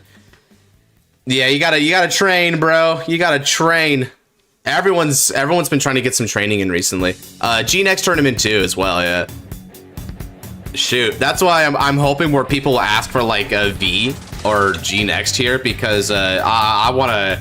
It's not just an advertisement of those formats, right? It's also just so people can like practice, right?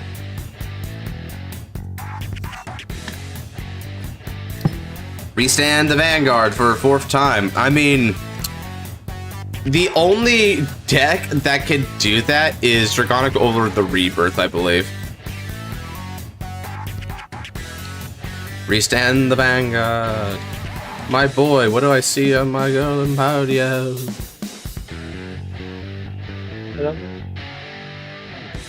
Is G-Next up after until the GZ stuff came out? Yeah, so G-Next is until, it's like from the beginning of the game all the way until GBT12. Everything after GBT12 is not legal for it because that's GZ.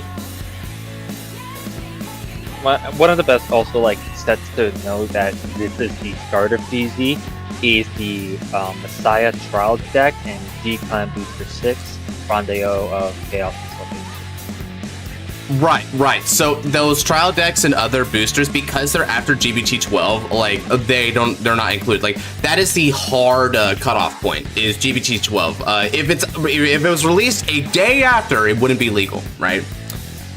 I played that format before, so I could join the tourney. Yeah, that sounds good, brother. I noticed you haven't hopped on in the past couple tourneys there, so I've been waiting for your return.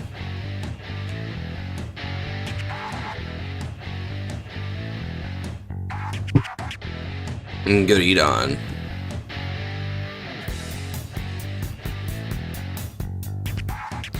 Alright, so Impaldio's going on to its next turn. He's moved up to 6 cards, so he's got an extra 15k on this front row. That's pretty good. Godsman, you doing 20 Revengers? I might. I've been sick and I had college. Oh, that's understandable, brother. Super Saiyan. Fortunately, Melfi did not have Persona. Yeah. Melfi might not need Persona Ride. In terms of, I would say the game state favors Melfi right now, even though his opponent's deck is kind of insane because it hardly pays costs. I mean, you look at all this plussing and field presence and multi-attack, and he hardly did a counterblast or a soul blast, like hardly. Chat Noir Milieu is also GZ Big Sag, yeah. No chat to wargaming, unfortunately.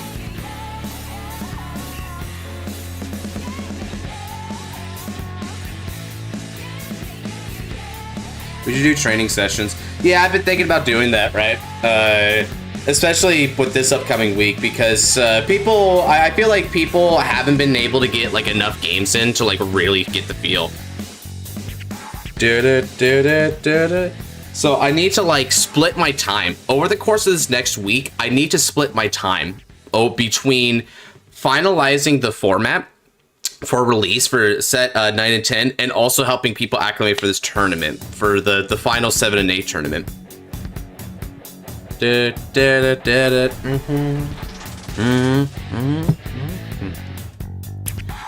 All right. So swinging with Colossal Ghost Spectral. The intercept, it's a 15k interceptor, just cuz. Pretty much like outside of the grade 1 reorders, and I think like the Persona rights, all of your deck have the same amount of shield. Hell yeah, Genesis is going for training. I kind of want to fight Josh in the V tourney because I don't think we fought in V before. Yeah, we've only ever fought in standard, brother. That's the only time we've ever fought. Shit. I mean, that would it be kind of cool if like you actually beat me in that one? It's like, oh shoot. Because that's one thing about V as well, like, no, is, you know, I'm pretty good at standard, but V is my main format. V was the format that I was the most competitive in. It was the one that I kind of began this game in. So I was most active in V.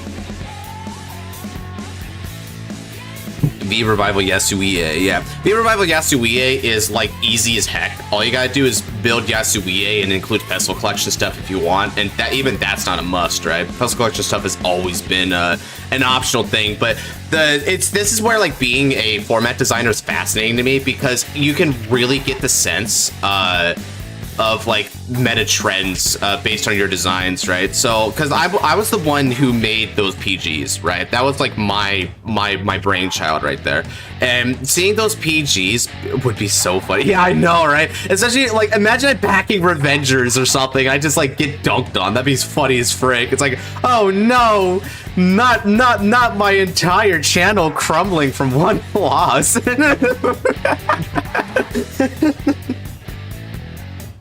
Ah, okay, we're swinging with the Paldio, man.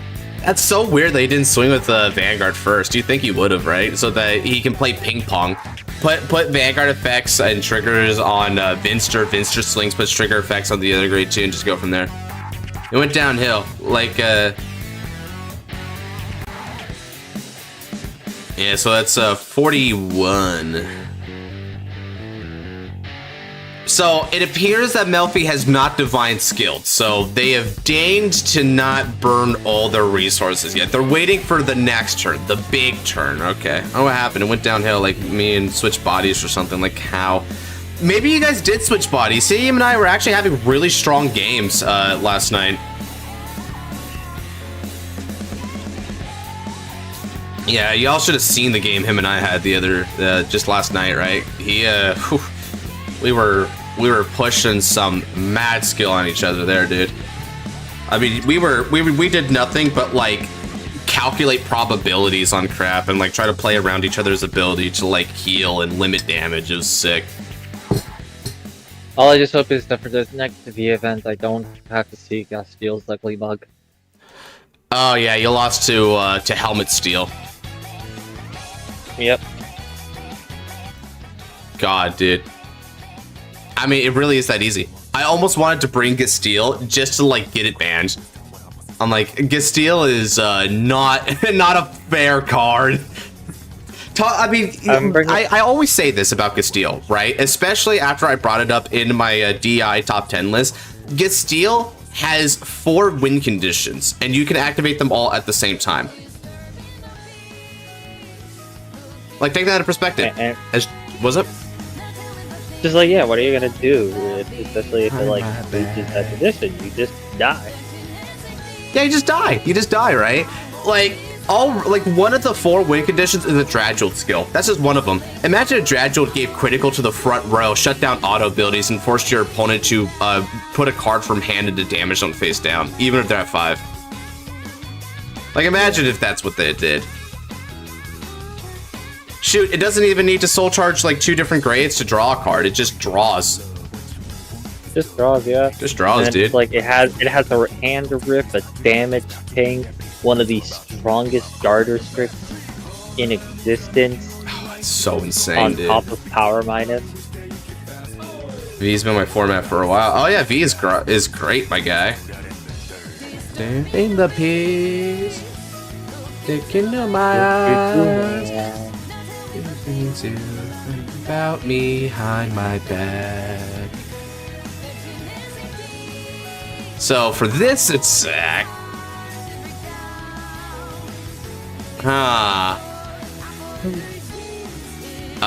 okay, so he's thinking about it. So he's declaring a 1 to pass. And it's a critical trigger, baby. Let's epic go. Get that free plus it out of here. Get credit. Boom. Oh, shoot. Into fire. Well, I know Ralphie said Alvan. I think they meant Alvin.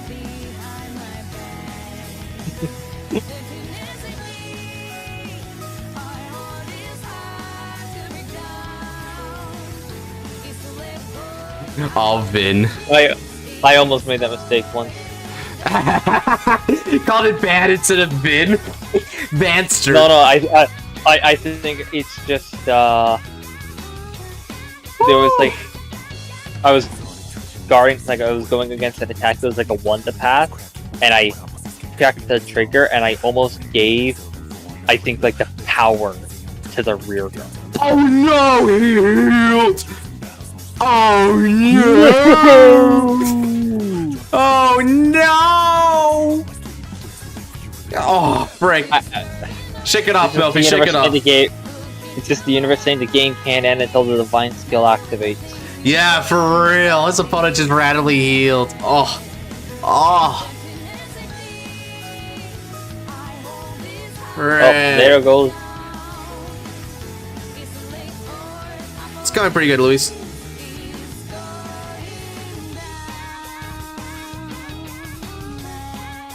RNG ruled in the custom side, dude. Yeah, for real. Yeah, it's a countercharge 1, but the deck hardly counterblast, so it doesn't even matter.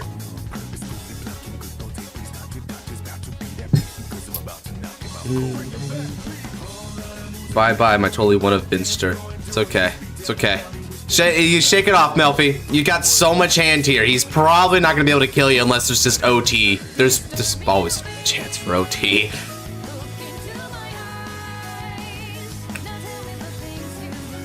Help me hide my back.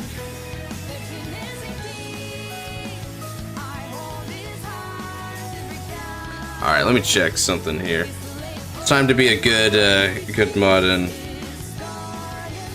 click stuff. It's gonna ride. It's been activated.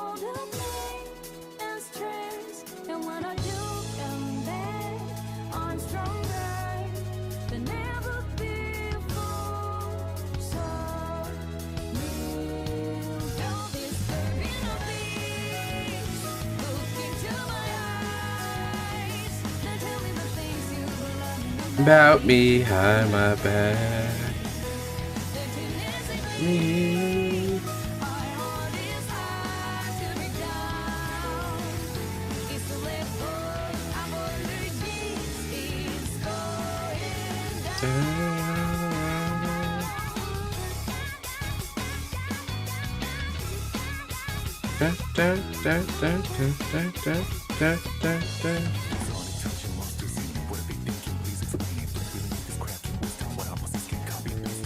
Okay. It's got Parade Soul Revenue.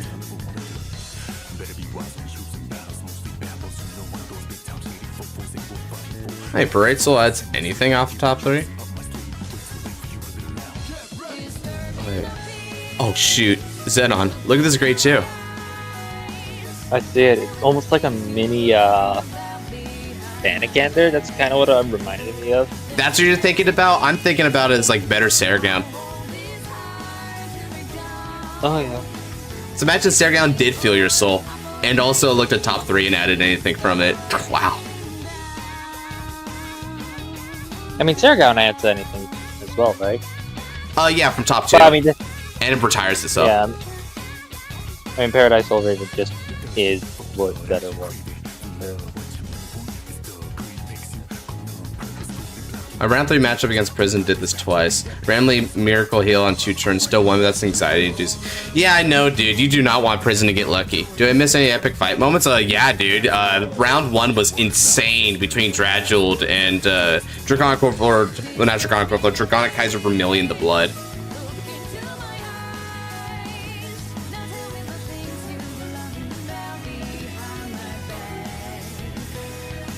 Ah!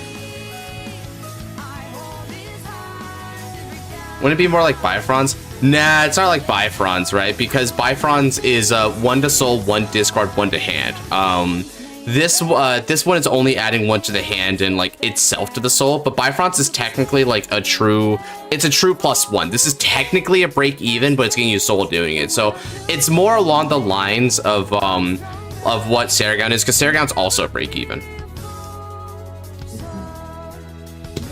A lot of the cards are break even. Yeah, Cutter Sanctuary really specializes in that process. Like, Reziel has so many break-even cards, right?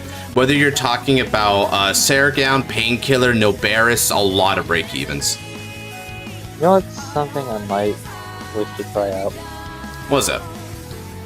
Well, more so if I play a bit of a... Like, I'm always going to play more Blind Mire. I might want to pick up the promo. Right. Yeah, Ophelia. Because, you know, as long as I can keep calling her out, which my deck can do, I am also excited to see what Nexus decides to do. Nexus is going to be a big one. Lingamita Nexus. Oh man, after the Youthberg customs, I remember some people are saying, "Hey man, you want to make Nexus next? I want to see this on Nexus. I want to see some cooking." I'm like, I don't know if it's time to cook, Jesse. Maybe I can cook a Nexus. Shoot, if I cooked a Nexus, maybe a Dark would like would like to play it. Maybe that will be a halftime event. Is like making Nexus together. I mean, my thing is so Nexus is probably like going to be a Malworm Unison Direct type unit. Yeah, me and Dark also agree with that assessment. As a matter of fact, the current custom that Nexus does, it's basically on that same wavelength. It's a turn 4 cross righty kind of card that enables Persona Ride. Yeah. Which it fits for Blank Fire. Sorry, go on. One thing I'm trying to think of is what's the keyword gonna be, or like the state, because they all enter like a state. So the light demon state. I was thinking state of 0 or state of enlightened.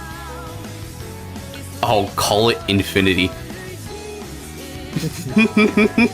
He alone is the honored one. I still think it functions like Malware is weird, but yeah, the reason why it's better that way is because Blankmeyer, like I've said this a lot, so I don't really need to say it to you, Dark, but to explain to everyone else, the reason why I think it's going to be a Malworm-like unit is because Blankmeyer is an incredibly powerful Vanguard, right? He's still insane. He's still up to par with the format, if you ask me. And this is a lot like Varga Dragos, because Varga Dragos is also pretty much keeping up by this point when it got its Rasetsu form. So making it just a little bit more powerful, but adding like quality of life and an extra Persona Right copy, technically, like that's all you really need to do to let the deck keep up, right? Especially if you give it another support card or two that like helps the gimmick, because a part of what makes Rasetsu so strong, another heal. Well, Melfi, hopefully Divine Skill Hatsuno can dig some crits, huh? he's an insane Vanguard boss. I agree, Rayakari, right? So because that's what we're looking at for Blankmeyer, it would behoove Bushy to let it still be the turn 3 Vanguard and just give it like that slight upgrade with another strong one. So Storm Slasher was the one for Malworm, right? Storm Slasher would more or less power crept out static was it Static Shock? Impale Horn. Impale Horn, that's what it was. Impale Horn, right? Because Impale Horn was a Soul Blast to like retire to drop, but it's like you'd rather just keep the booster on field. It's still a plus to return, right? It's pretty freaking strong. So with this one, if Blankmeyer just had like a strong resource or pressure card in addition to a slightly stronger Blankmeyer when you get to the 1 approach from 0, you're good. You're good. Give me that PG, he says. Bro says, give me PG. Oh, shoot. He's like, you don't need... I mean, that's what I like about Impaldio, is Impaldio can unironically ask what's the number on these things.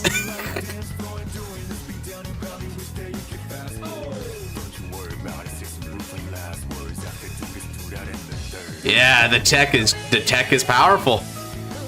I don't think this is even a tech. I think Impaldio just plays this. Oh yeah, both Impaldio players play it, dude. Shiono is another pretty popular Impaldio player in our circle. They also do it. Senka played this. Go epic figure, Senka plays this crap. Look at this, go. You have Nebula invoke. And Melfi's is like, 1 card guard. Hee hee. Better luck next lifetime. Now that's some guarding, dude. Whenever Melfi is lost in the world, Impaldio will pick him up.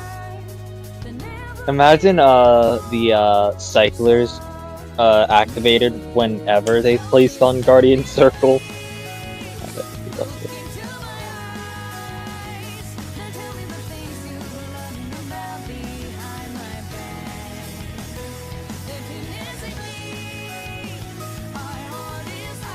Alright, Melfi, what do you got? It's what fills our decks instead of set orders. That's a funny. You saw what Shiono said there, Zeno. It's like we don't play set orders, so we just play these instead. I mean, yeah. No Persona Ride? Man, honestly, no Persona Ride, no problem, Melfi. You still get 20k to the front row. We're partying. Is it time for Divine Skill Hatsuo? Okay, so we're gonna start with our first axe skill. Looks like we're gonna pop up a card into the top 5 there, placing system code exceed up to 9 cards. So now Vinster's at full power. Vinster will be at full power. May change a bit later. Cool. Eyes into about me, hide my bed.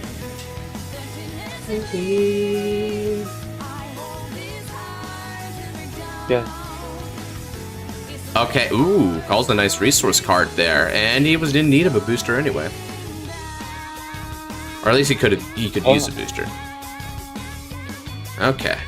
Let's see. RJ, well, still looking pretty healthy. The hat department is looking pretty bad. Shoot, if it wasn't for like the double trigger, this would probably almost certainly be game over, right? But at least now, if Melfi for some reason just doesn't hit any crits, but this shouldn't be an issue. I mean, shoot. All right, Divine Skill manifests an extra critical and 2 extra drives to Impaldio. Ah, the glorious CB3 turn. This is going to be fun. Oh dear. Maybe not for Noel, but it certainly is for Melfi. Oh, Melfi's partying, bro. In my round 4 at BCS today, I had it on the Divine Skill turn. I had 2 Zamoogs in the front row with 9 energy. Oh, frick. For the Divine. Yeah, you had it. Yeah, everything had a crit then, no matter what. Everything had a crit. That's awesome. Yeah, no, they died that turn. They made a misplay because they were playing Prison, and they had the order that like minuses power for each card in the prison. All right. And they used it on one of my, like the rear guard that stood, they used it on its second swing. Oh, that's unfortunate. Yeah. I'm guessing it's because they wanted to get rid of the PG while I had a chance. How many, No, how many slots you got, yes? I'm pretty sure they just did not realize my deck could do 4 attack because I had yet to show off that Evoke Alchemist could restand. That was the first time that game I managed to get it to like stand something. Ooh, and there comes the crit. Noel already had to no guard because there's no way they could block that. And now Impaldio's getting even more power. OT, crit OT, crit OT, crit OT. Heal trigger. Yes, it resolves. Let's epic go. Just one. All right. Oh frick. Let me see if I can't do this while he's finishing that up. Disturbing the 4 seconds. Nothing. Okay, that's still awesome. Man, Impaldio decimated this matchup. What the heck? I don't even see like the set 7 card in here. He doesn't need it. Yeah, no, you don't need it. What the heck? You don't need it. But it's okay. It's okay. It's still 3 damage. He still needs to hit another heal trigger on top of that, and he's already used up 3 heals. He would need to Omega Sack. But I don't think Noel's got it in them. And I mean, honestly, Noel doesn't even deserve it at this point. Yeah, GG. GG.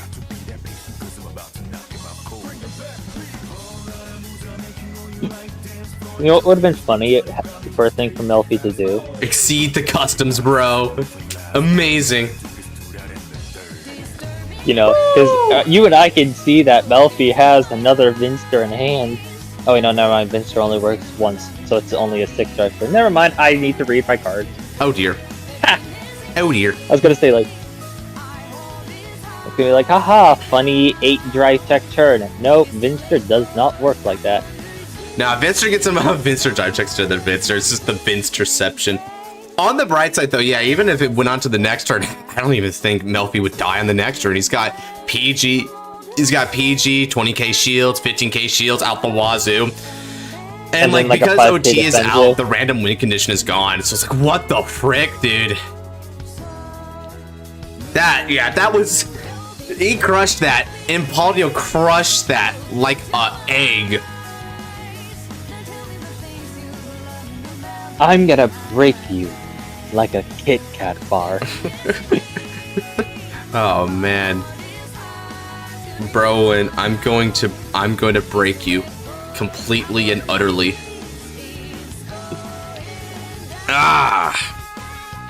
Go on, Michael. Michael, what's up? Oh, customs. I can't unmute the stream work, but hopefully the fight's going well. They certainly are, my guy. We just got done with round 2 here. Both of them were pretty fun. 2 me versus customs. All right, Rayakari, it's time you and I hop into this lobby here.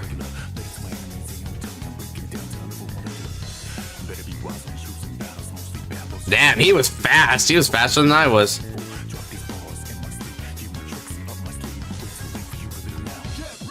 Live in the peace.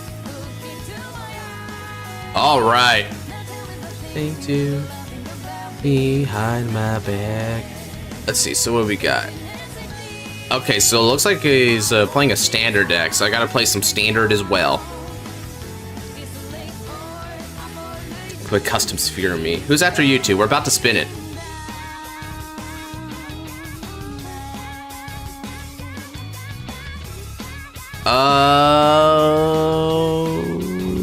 Well, looks like it's Karibo. Okay, so Karibo's fighting somebody. Man, got cooked. Okay, Karibo's fighting Ice, it looks like. Alright. Alright. Cool. Pretty solid match there.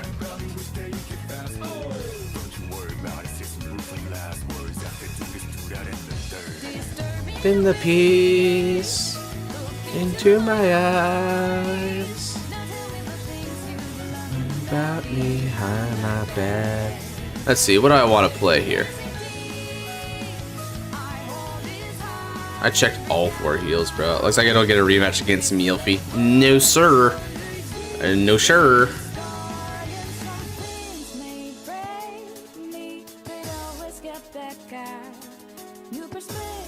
Shoot. Why not? let's predict something here. I roll a 7. Alright, I'll be going first.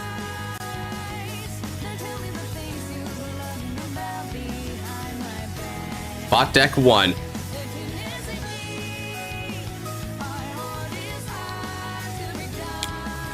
Okay.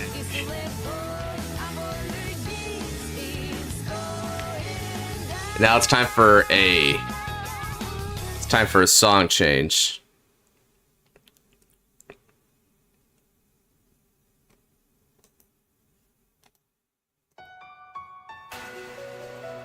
All right. Good luck, have fun. Stand up Vanguard. Wings of Aspiration. Suid. Draw. From my hand, I discard Gobvidius.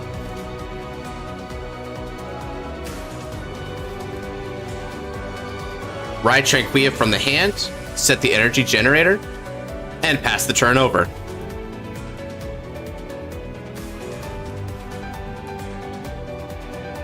Tai no Subasa, Suel.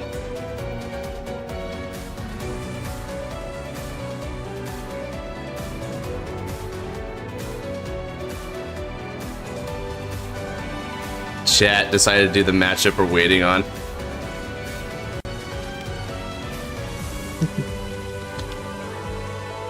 We must know. Okay, discarding a draw trigger in the hand. Ah, draw trigger gaming, is it? Okay. That tells me something. More about the resources than the power. Ooh.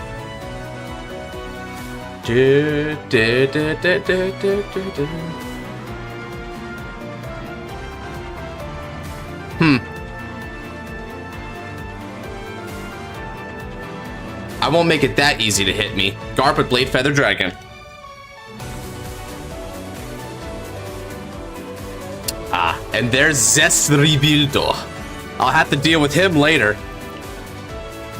Draw.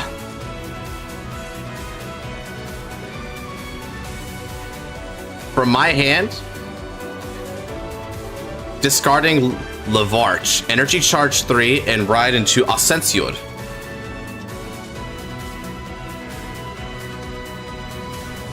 Skill of Tranquilla. I reveal Aerial Sage, Vikula, and Kiseki no Unmeo Reza Elvita from the hand. 3 different grades were revealed, so I look at the top 5 cards of the deck and call a grade 1 or less to the rear circle. If I don't call from this skill, however, then Tranquilla themselves will be the unit that I call to rear circle. So it's a win-win situation. You revealed the exact 3 cards that my Rezael player, like opponent, revealed. It's real, bro. Ooh, here we go. Let's call Sergaunu. Shuffle up. Okay, heal for now, Sergaun. Now, calling Aerial Sage and another Aerial Sage. Ascensior attacks with support from Aerial Sage for 18 on the Vanguard.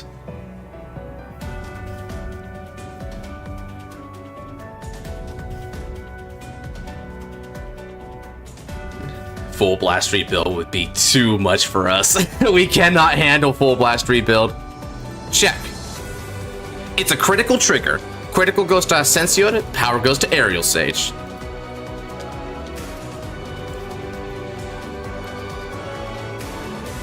Alright. Sling of support from Sergaun. With skill of Sergaun, an extra 5,000 power because I currently have more rear guards than you do. The grand total here is going to be 31. Okay, you take, in which case, Sergaun will now retreat in order to play fetch. Let's see what you get, boy. Wow. Well, you know what, choice? I don't really have much of a choice here, huh, chat? Over to you.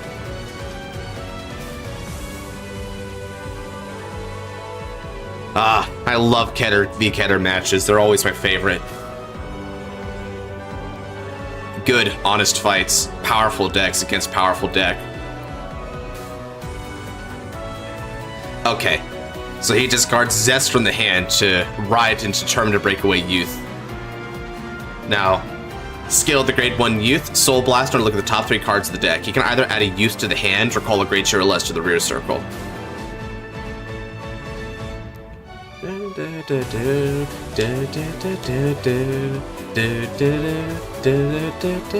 Whiff, understood.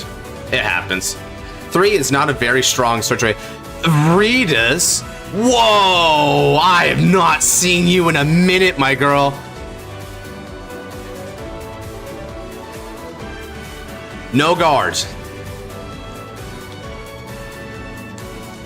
Oh look, it's I needed that anyway. Virina Arcs' favorite target. Virina Arcs always loves attacking this thing. First check. Yeah, in the final battle. Second check. No triggers.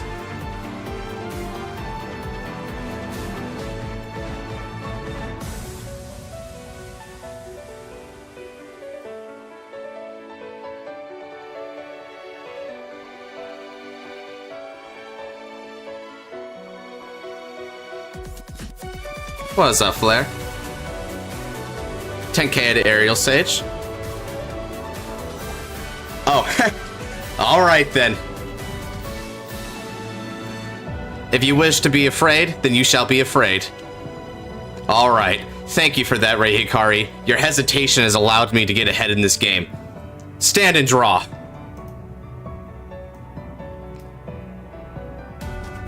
Discard Nobia from the hand. Wings of Salvation descend from the heavens. I ride Kiseki no Unmesha. Rezael.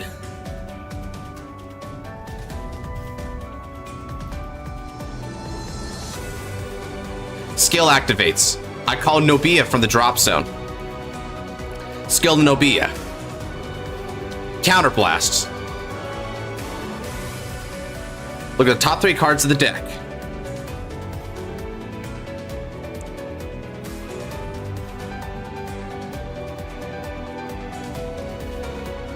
And now, calls Kiseki no Unmeo to the rear circle.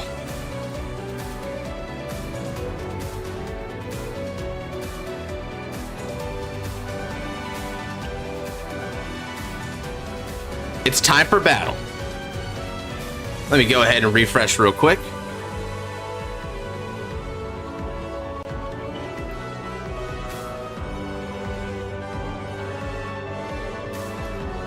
Yep, Vita on the rear circle.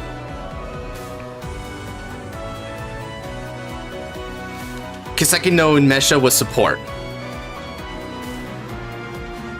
Skill. Counterblast 1. And calling 2 from the drop zone.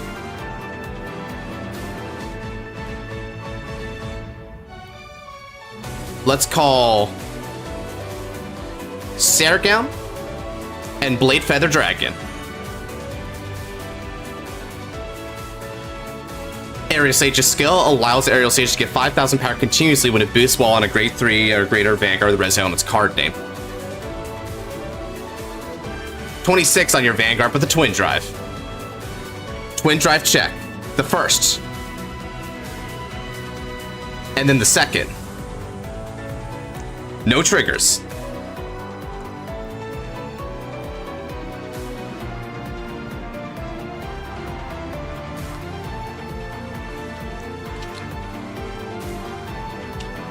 Attacking for 17 on the Vanguards.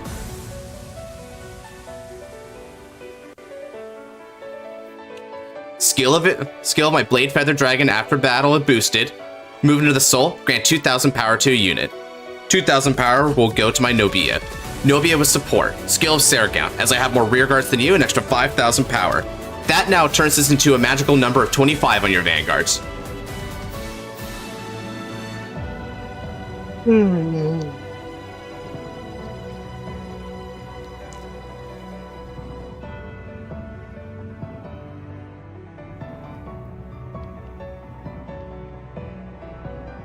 Nice.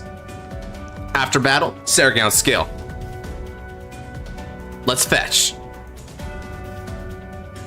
Okay, so internet dipped for a bit. Let me go ahead and resolve my skill. Okay, so internet dipped for a bit. Let me go ahead and resolve my skill here. So to reiterate, I add Sergown to the hand. with this. I don't need to announce that to you, but I need to announce it for everyone else there. For anyone who saw that little replay that occurred. I end my turn. Over to you, Ray Hikari. What you gonna do? You're at 5 damage. I'm only at 2. Can you make up the difference here? Will the skies fall today?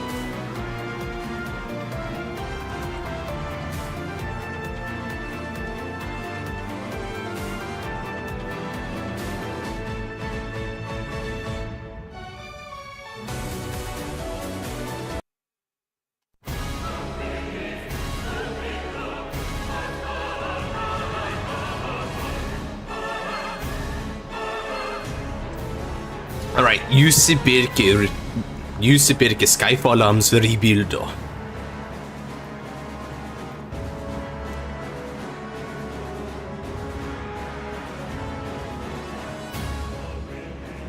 Okay. Activating skill, counter blast 1 to get a grade 2 back. Grade 2 or greater. Then, skill of Skyfall Arms Rebuild.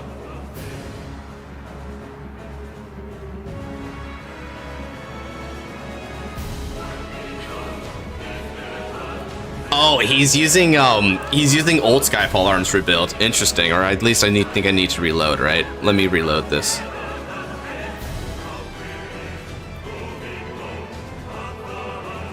Because I think he's using the new one, it's just not showing it for me. Yeah, well, it's showing the... It's showing on there? Okay, cool, so it is just me then. Because the new one shouldn't have the red flexibility, right? Right. The new one is a little different than that.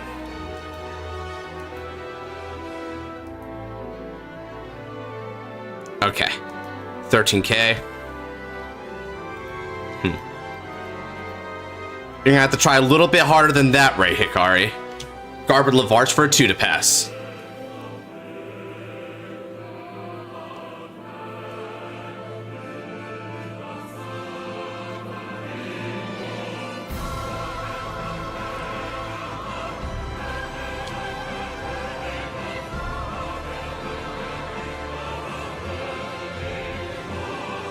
First check is a Nucleate. Second check is Carino. No triggers.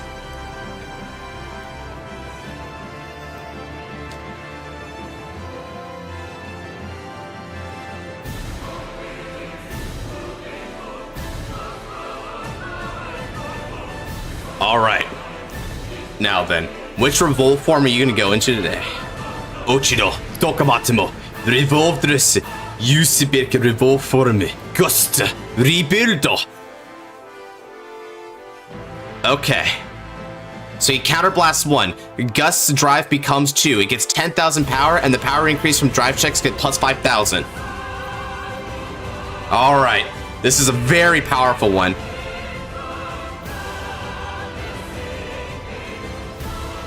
So it's basically... the card's basically just Sequana, Reedy, and Gust all together. Yep, so with this one, you don't need to run Sequana anymore. And I think they're using the free space to play Maja here, which is now, it goes back to the back or rear circle.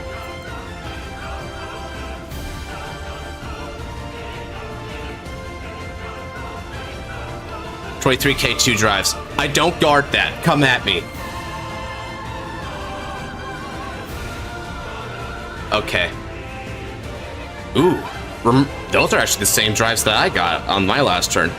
Damage check. No trigger.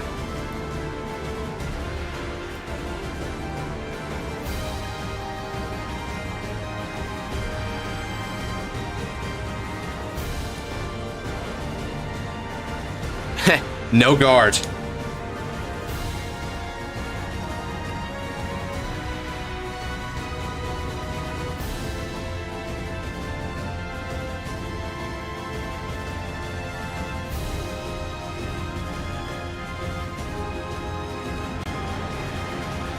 $18k at Rezael. I assume Vita. Okay. I see, you're keeping me at 3. You scared of Gabuelius, are you? You won't be able to destruct the heavens if all you do is cower behind your rear guards.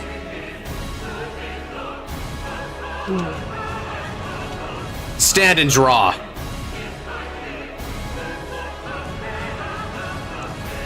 Energy charge 3. It's time. Yugioh. Go for another one. Now, That's the O King who rules over the fated ones, guide everyone along the guided path to bring about the best outcome for all with those white wings of salvation. Raido, Kiseki no Unmeo, Rezael Vita. Persona Ride in effect. I draw 1 card and 10,000 to the Vanguard's front row.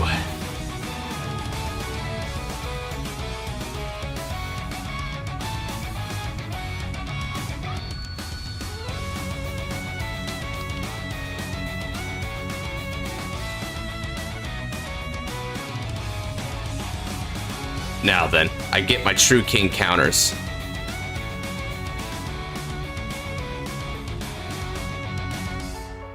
Next, let's call down a field, shall we? I call Gabuelius. Skill of Gabuelius. Soul Blast 1 to look at the top card of the deck.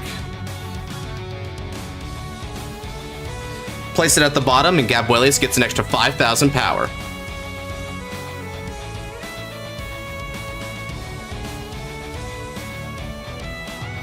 And now, Divine Skill, Hatsura!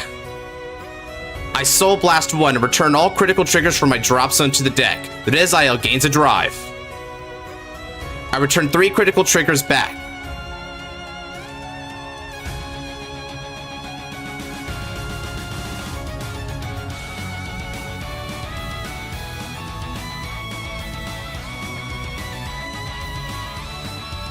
Next up,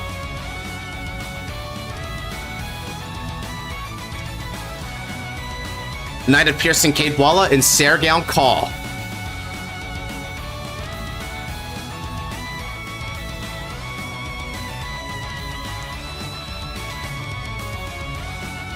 Cadwalla is going to swing for 20 on your Vanguards.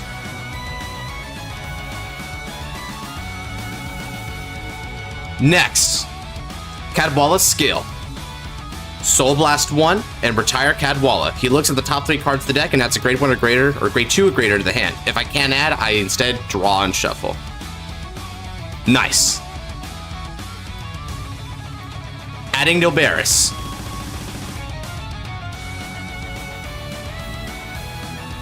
Next one. Fated King swings. With skill of my Aerial Sage, an extra 2,000 power and countercharge 1 by discarding a card. Then I counterblast it right back in order to activate skill of Kiseki no Unmeo. Call and call.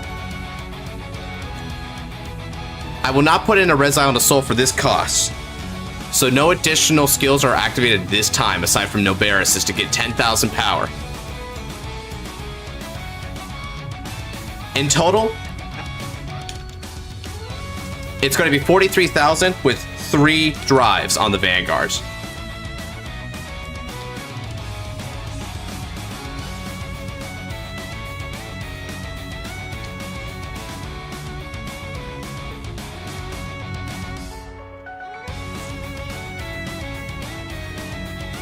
First check. Second check. It's a critical trigger. All effects go to Nobetis. Third check. No trigger.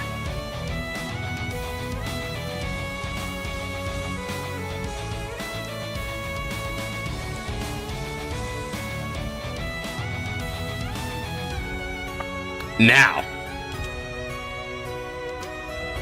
Attacking with support. This is going to be for 30, 40, 53k with 2 criticals. Let's see, since I have more rear guards than you do, Sergown will be getting 5,000 power. So this is going to be for 23, 33, 41k.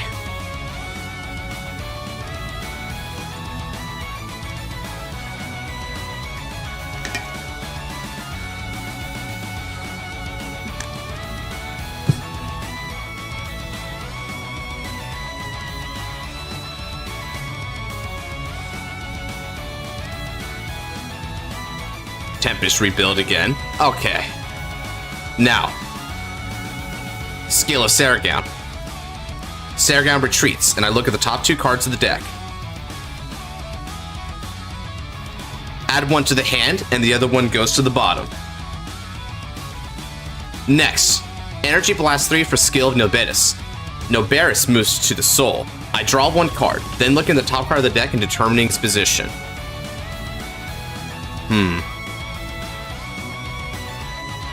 To the top. Next, swing a support for 41 as promised. Now how are you going to guard that one? 3-point guard? Alright. Your choice. Skill of Saragown. Look at the top 2 cards of the deck. 1 to the hand, and the other one goes to the bottom of the deck. I pass my turn. You managed to survive that one, Rebellious Knight, but your hesitation has left me well in the lead ahead to you. You don't have many cards left. What do you do?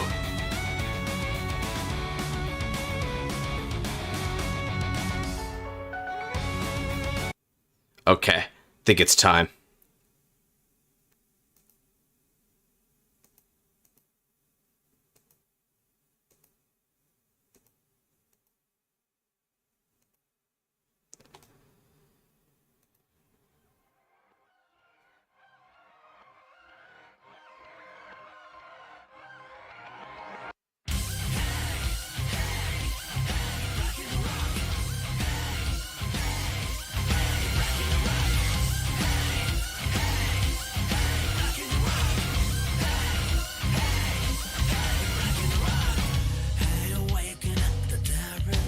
Discards Carino. Well, that's how he's going to be able to get his Revolve form.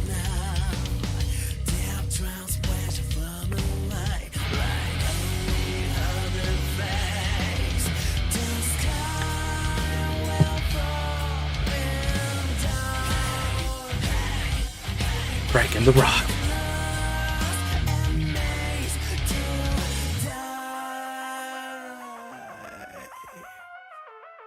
Full Blast Turbo is weird fusion technique.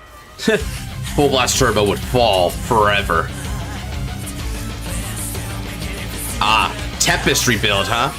Alright then. I accept the challenge. Energy Blast 7, huh? Alright. Looks like you do need the cards. Now, let's fight. Fight.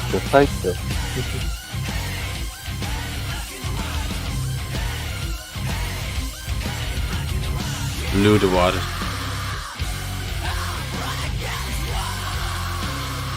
He's placing Zest from the drop zone into the soul.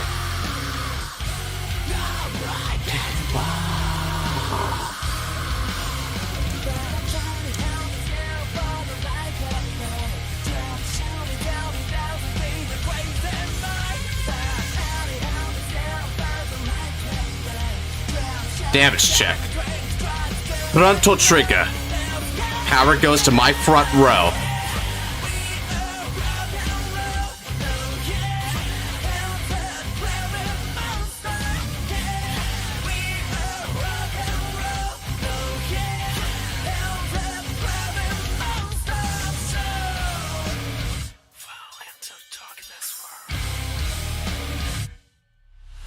Hmm. 23 with 2 drives. Max is 43. 25 would block the attack entirely.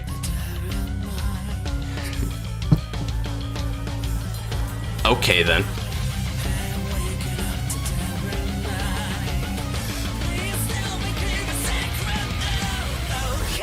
Over trigger to pass.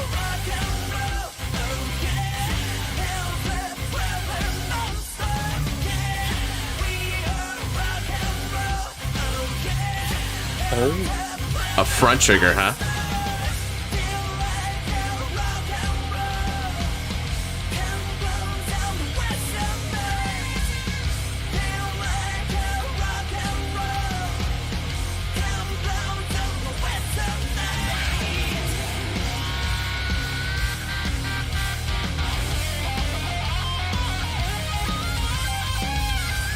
Okay.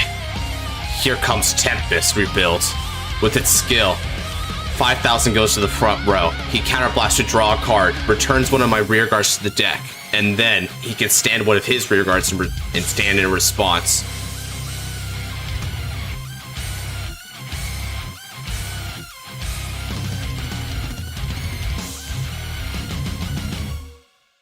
Oof.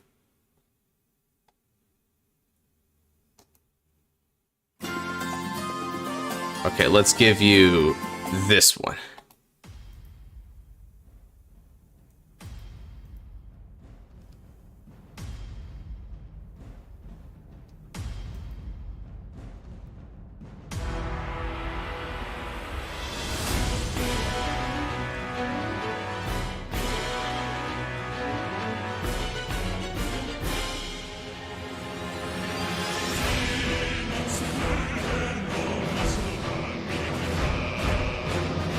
Two drives.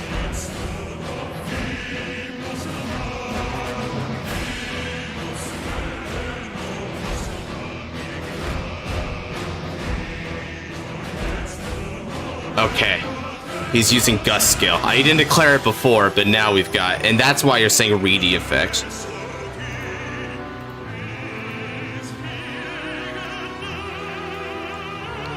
I won't let that through. Conzengado. Discards.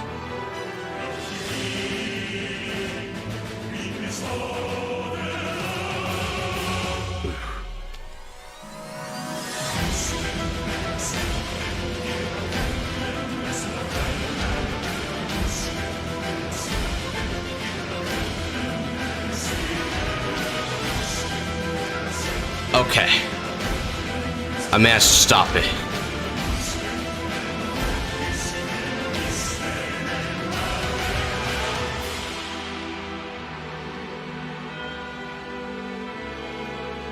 Guard for 38.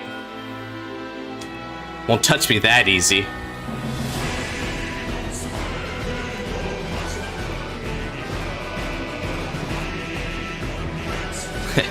No guard. So, you finally had the gumption to face me head on, do you? Well, better late than never, huh? Alright then, rebellious knight. It's my turn for a counterattack.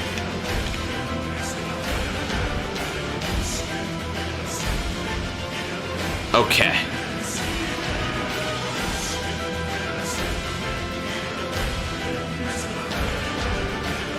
And now for this one.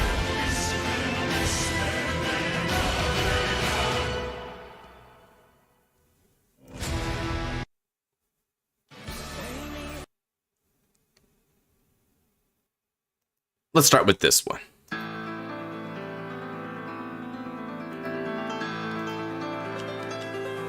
Stand and draw.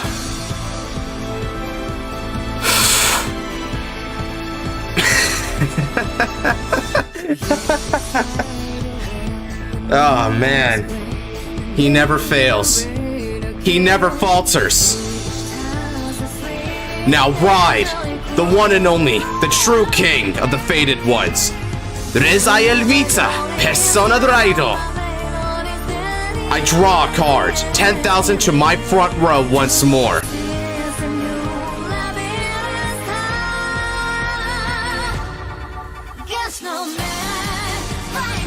Call.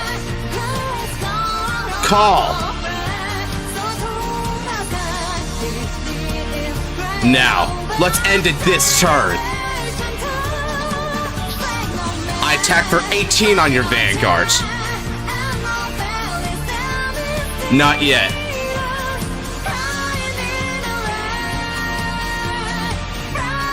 $18.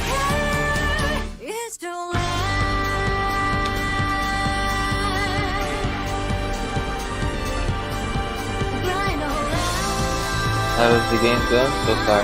It's awesome. Well, that's weird. Nidibidus attacks. 20k on the Vanguard.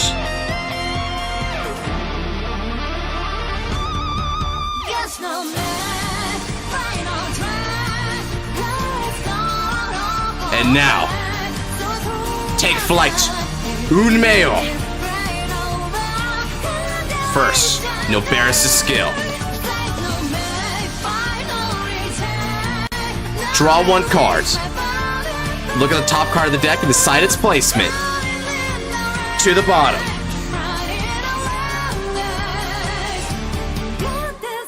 And now, swing with support. Aerial Sage gets 5,000 power. Activating skill of Kiseki no Unmeo.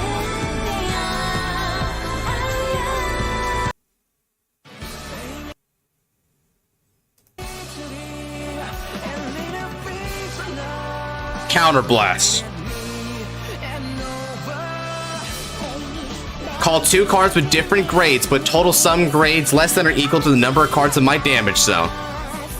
And now the card from the beginning of the game. Gaberius. And in addition to that, calling Nobia.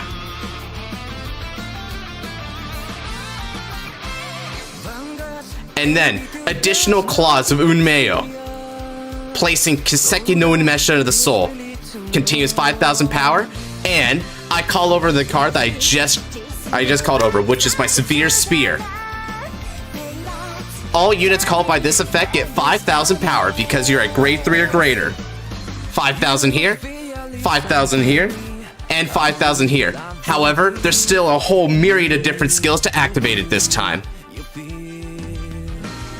Aerial Sage's skill. Discarded card to countercharge, and then counterblasted right back for skill of Nobia. Look at the top 3 cards of the deck. Add 1 to the hand, and put the other 2 on the bottom of the deck. Skill of Severe Spear. When it's placed on the rear circle by the ability of my Rezael, I can Soul Blast to give 5,000 power to all of my units in the front row. And then skill of Gabuelius. That'll be another Soul Blast for me, and in exchange, I can look at the top card of the deck and either put it on the top or bottom of the deck. If it goes to the bottom, an extra 5,000 power. Let's look at what we got. I keep it on top. Aerial Sage gets 2,000 power from its skill, by the way, so this is coming at you at full power. In total, 53,000 power, 2 drives on the Vanguard. Take flight, Unmeo.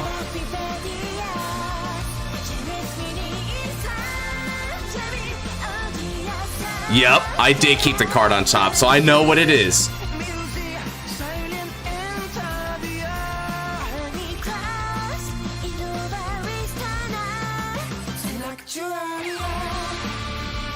So, what's it gonna be?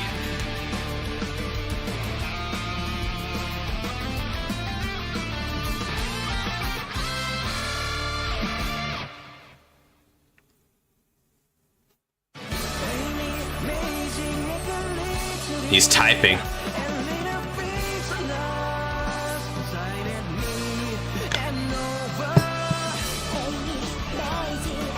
He's typing a lot.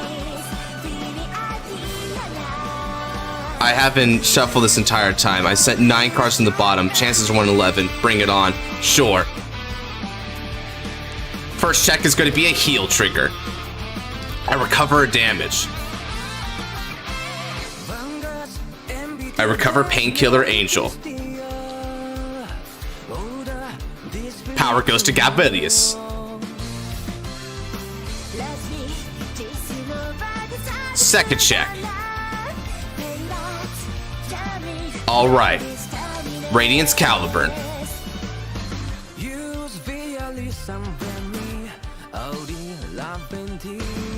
And now, Gabelius. Attack it. Skill Hatsudo. Counterblast 1. He gains 10,000 power and the ability to perform a drive check, so they have 4 more cards in the damage zone.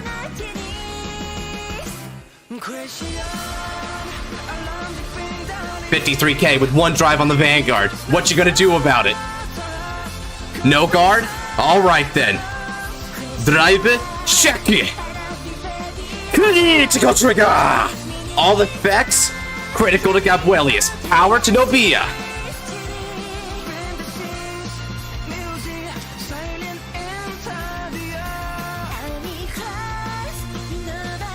Alright, but you'll need another one, Rebellious Knight. Think he can manage another miracle?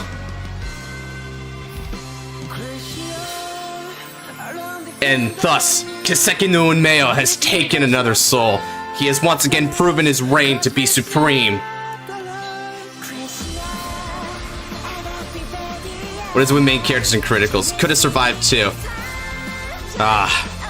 Unfortunately, Rebellious Knight, your failure came at the cost of you being too hesitant. You should have dealt me damaged, pushed me further. Your hesitation is what caused you defeats in this match. That was a good one, though. Very well played.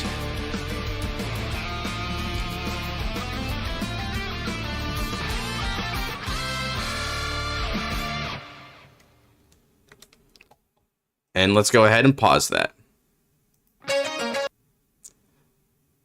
Oh, they were trying to do Now's theme next. That's cool. No Regicide tonight. Nope. The king still remains supreme. Heck, I still had plenty of defense in my hand as well. Yeah, your OT was just a few cards deeper. You had a chance to see it though. Although I don't know about that. It was well played.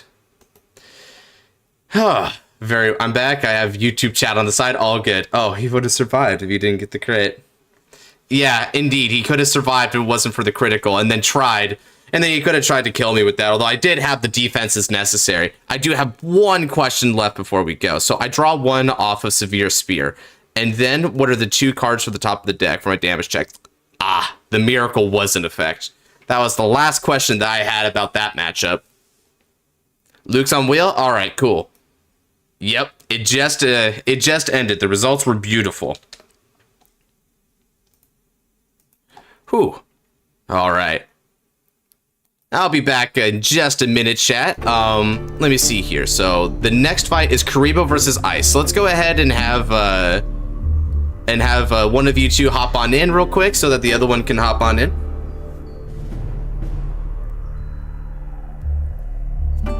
All right, so Ice is there. So now Karibo can hop on the lobby too. Under the crit lurking. Yep, I had the miracle. Have a good day, Joey.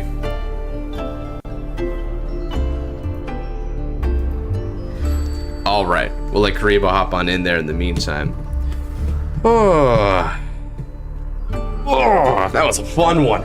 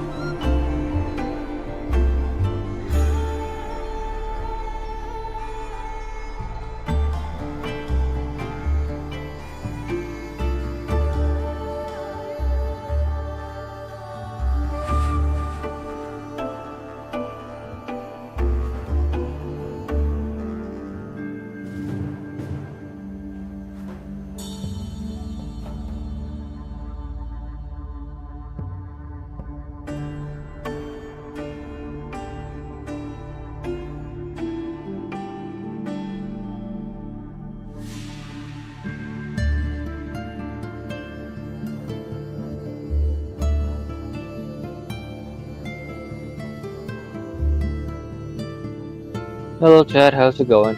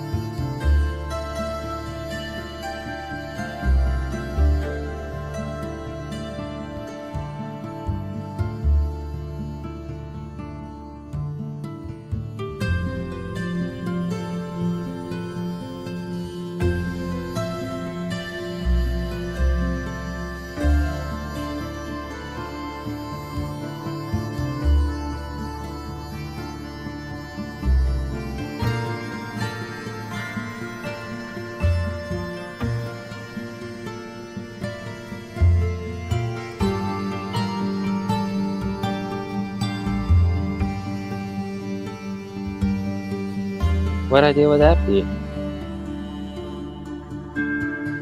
Hey, Danny?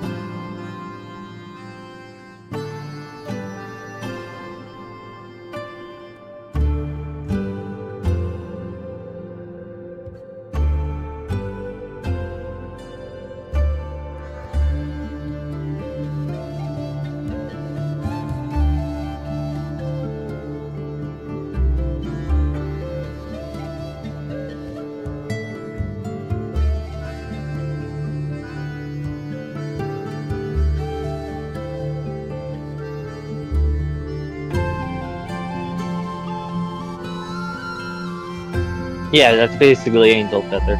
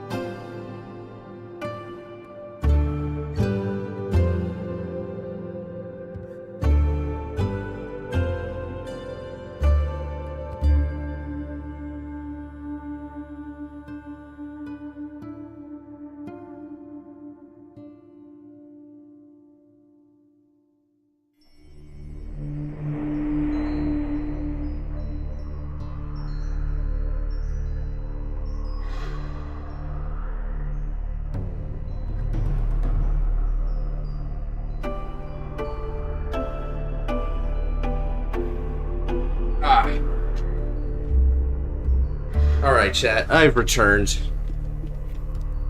Welcome back. I'm happy to be back. I'm going to get called away in a bit here to go hunt and gather for the family, if you catch my drift. But until then, let's go ahead and watch this game between the two of y'all. It seems they were kind enough to wait for me to return before starting. The most I did was just, like, determine turn order and set up. Ah, gotcha.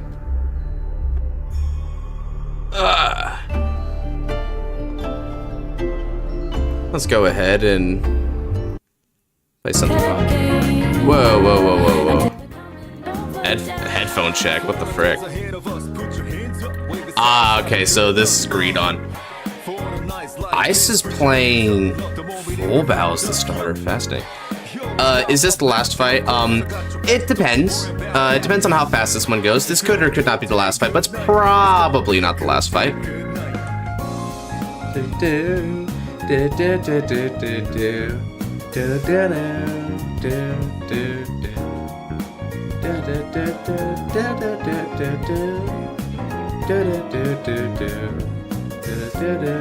Oh yeah, this is PBO, dude. He's playing PBO. Let's effing go. I wonder if this is because of Battle Sister Coco.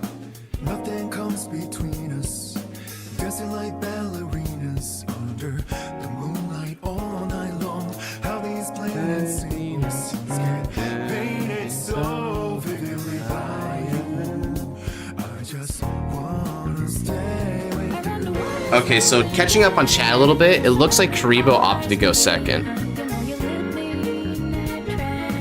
Genesis, been job searching to be specific. Ah, that's rough, bro. Yeah, job search is never easy these days. So for V Revival's sort of topic, what are my predictions? Hey, be patient, dude. Be patient. You just might get your predictions, my guy. Hell, I'm thinking of actually revealing the cover images for the 3 sets that we're releasing pretty soon here, right? Just so people can kind of get a taster of what's to come. Good day, good night.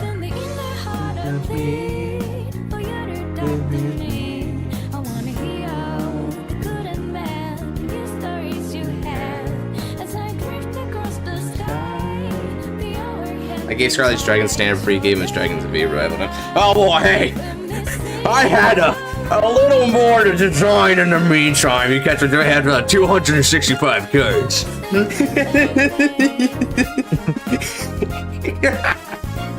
To be fair though, you have been on a real train designing a bunch of cards, eh, Darkener? And it seems like you've been getting better and better at it as you design more. Like they've been getting progressively more fair, which I think is sweet.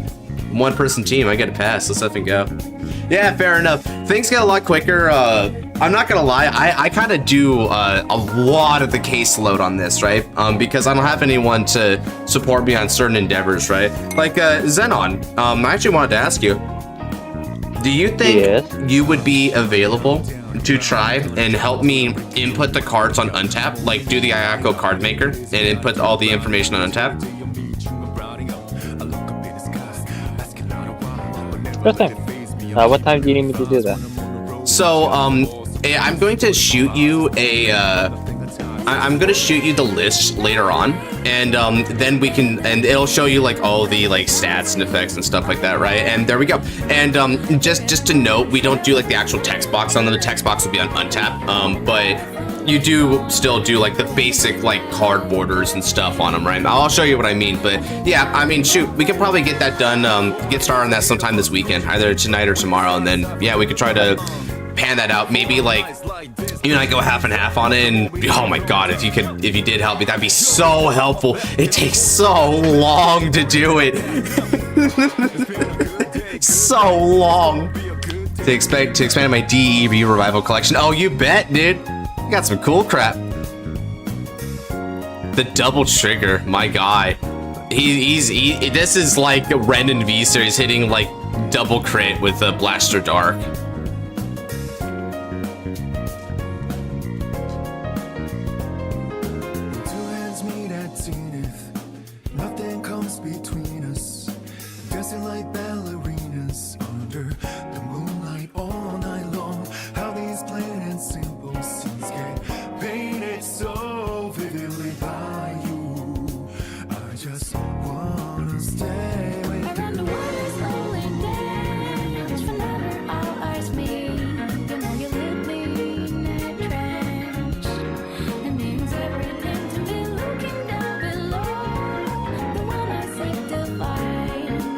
As a DE goon, I need it. Hey, what's up, Kote? Welcome on in.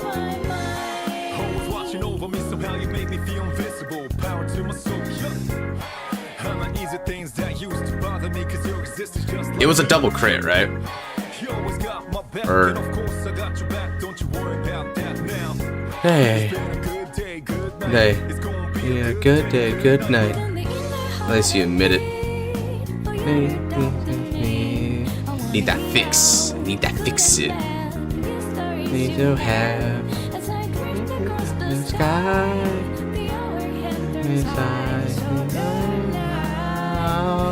Ren versus Shinobu. Yeah, I guess that's what it amounts.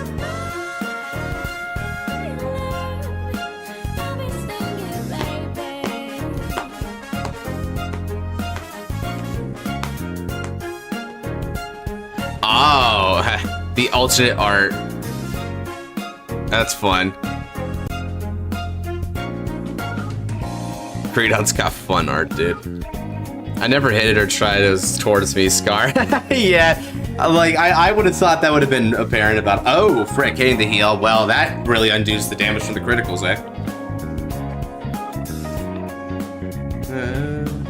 All right. Oh, but Ice gets a draw trigger on their damage check. Damn.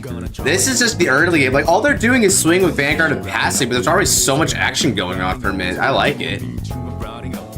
Does anyone spun from the next fight? Not yet, because I don't know if I'm going to get a chance to do another fight after this. It kind of depends on how long this goes, but I can spin it, but I'll only spin it if y'all know that I might not be able to get to it. But if we're okay with that, I can spin it now, right?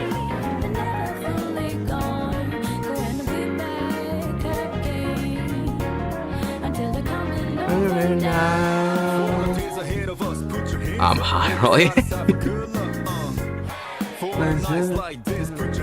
It does feel like OG Vanguard. Man, remember when Rem would ride Blaster Dark and it like really felt intimidating? You're fine with that? Alright. I get it, yeah, I've agreed on. I'm fine with you spinning with it personally. Alright, let's go ahead and shoot it then. Let's shoot it and see who would come next if we do have time. Okay, looks like Shiono is first up.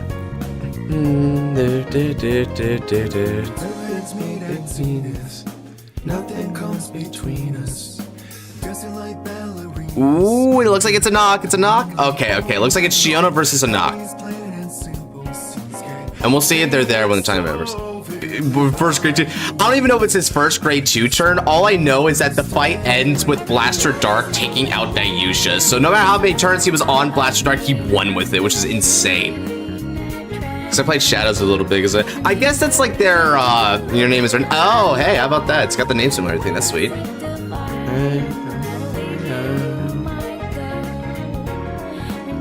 Okay, so Isis Swing 10 there. Okay. So it's going to be Swanky and Thrower. Okay, it's a damage tech for a critical trigger. That's going to give some defensive power there.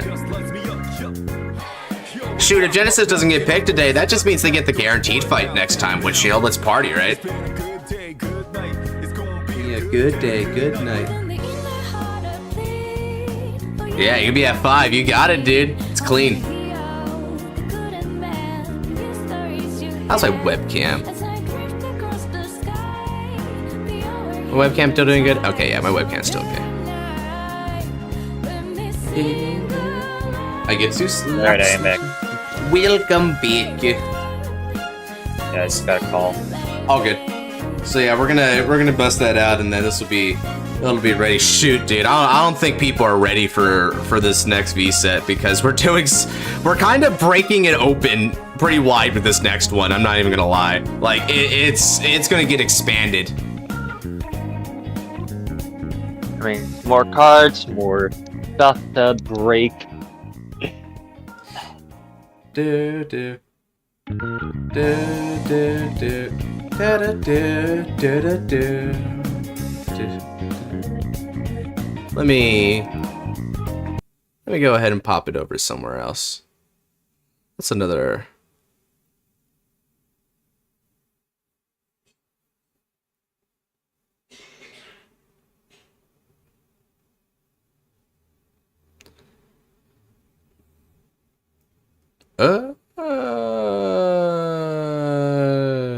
This one.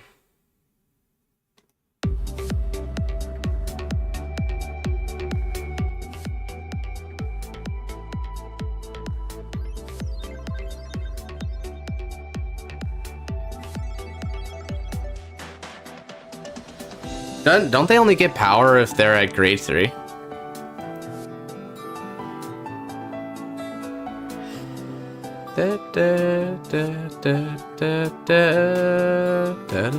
And the Dragonic Descendant. Only cool moment versus Gauntlet Buster and nothing else. Well, Dragonic Descendant certainly tried its best against Link Trigger, which I liked.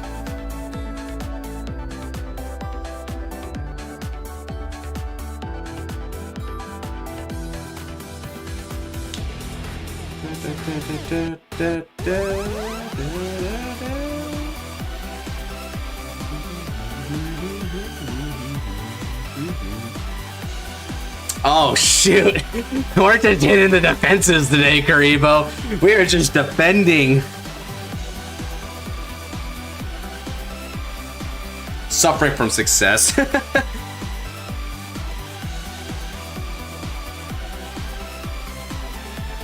What up, Damage Trigger? Nice golden crown, my mom.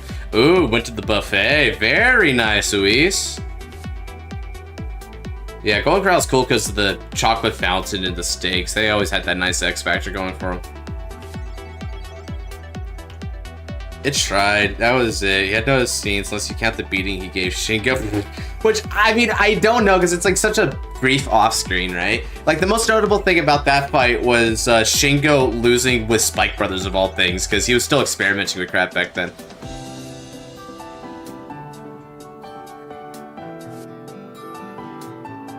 Alright, well, Blaster Dark didn't get anywhere in life, it looks like. Wait, Shingo? Didn't he use Murakumo? Yeah, but Shingo experimented with a couple of decks throughout the Break Right era. He played Spike Brothers' Grateful Catapult in particular in the Koshian prelims, and then there was another point where he ended up playing Narukami. He played a Martial Arts General Dime when they went down to the middle school section in Miyagi. So he gravitated towards a few different decks. Get me my battle music.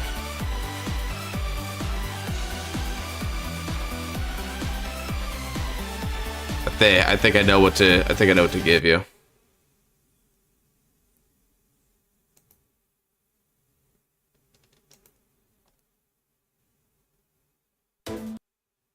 This one's a pretty recent one, but it's actually got Greed on it, so that's how I know.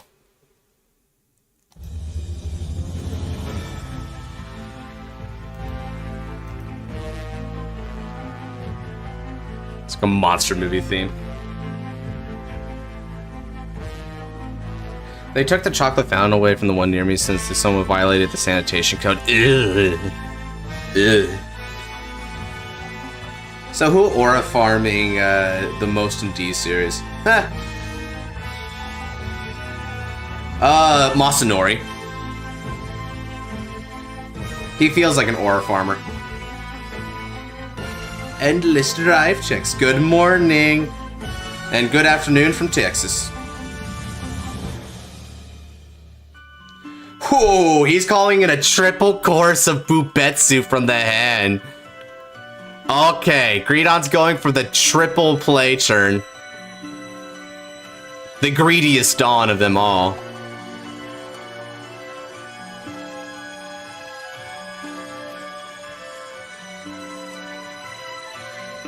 Oh, he didn't even play that.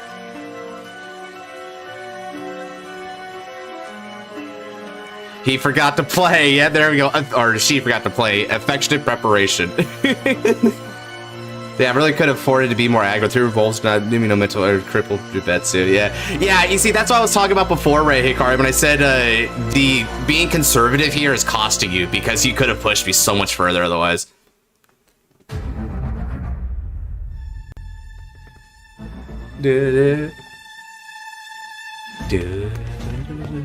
It's okay, Luis. There's always next time, right? Oh, they took the hit. Drive check 1 is going to be that. Okay. And because of now the timing of it states that when it hits, choose a card from the soul and call it. So this won't yeah, this one's a once per turn though, so they can just wait for later on it. All right, eating 4. So Bubetsu's skills in addition to Kusuvi's skill. Likely gonna do Bubetsu first so that they don't have to, yeah, they can refund with a counterblast. Just hit Fuse with Zest, you would've gotten more cards in their hand.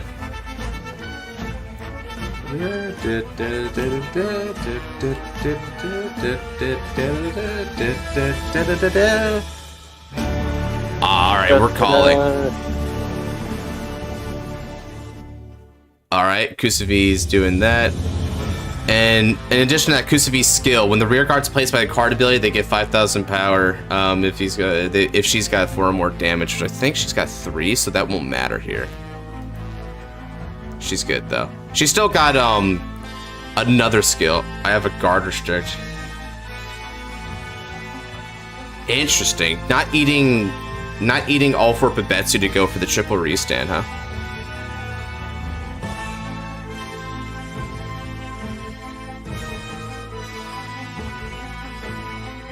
Oh, wait, hold on a second.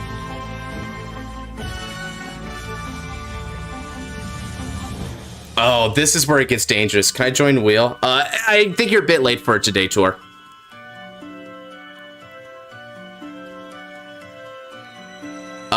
We've only got time for like maybe one more, and I've already spun just in case we got it. So next time. 35, putting it at 48 total. 48 to 23 is an over to pass. Okay.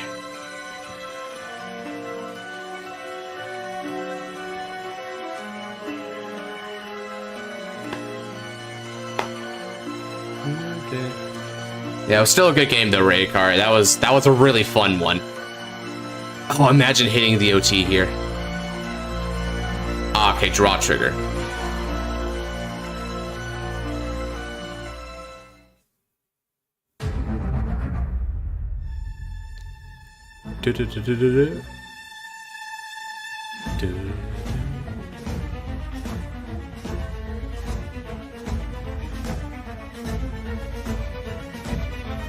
Yeah, no check OT, unfortunately.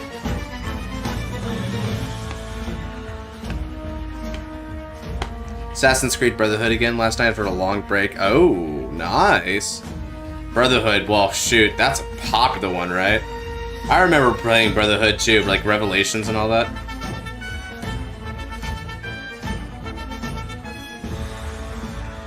They couldn't do the triple restand. They had an opportunity, they just used the other Pupetsu. I guess they weren't greedy enough. I mean, they also could have just called a card from Soul with the on hit, and then had the extra reason. Well, the timing was off because on hits calculate before end of battle. Right, that's how that is how it works. Yeah, too bad too, because they really had to use that there. But on the bright side, they did, I think they did drive check another one, right? So they have another shot at that next turn.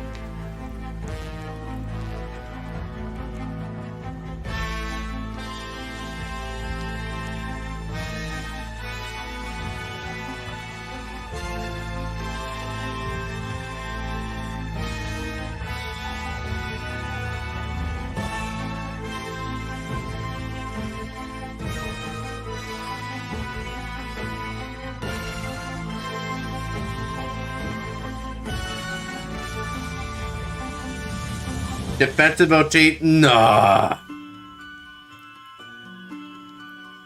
How much I was digging and whipping, honestly aiming for OT, but watching it from stream perspective, we're seeing the reaction to Free Day. Yeah, I saw Free Day there, I was like, oh man, that's old school. That's old school, but I like it. I can totally see the deck getting a retrained Free Day, which still has that like extra shield value, but a secondary effect as well on top of it. Like, imagine I had an EV3 on place to draw or something. That'd be nice. Yeah, Ice isn't revealing their hand, but... nah, it's up to them. They want to reveal it. They could keep it hidden from us if they want.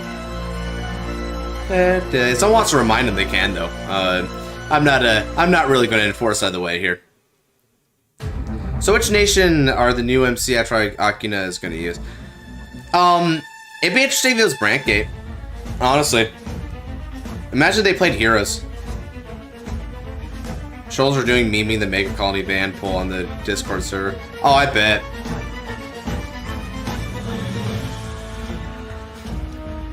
Holy consistency, Batman. Maybe a new nation? Ah. Surely the answer that no one expected. They use Kodo Kodo, smile.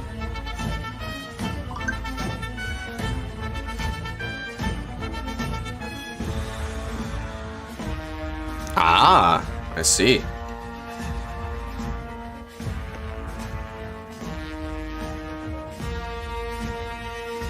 I think at this point we haven't had a Stoicheia Nate-based user as a main character.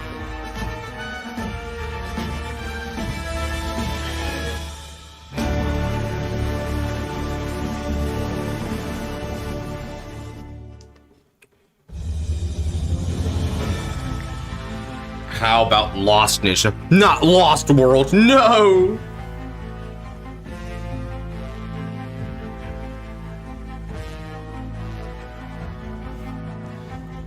let's see here. Let me go for a different one. Oh, this is kind of a fun one.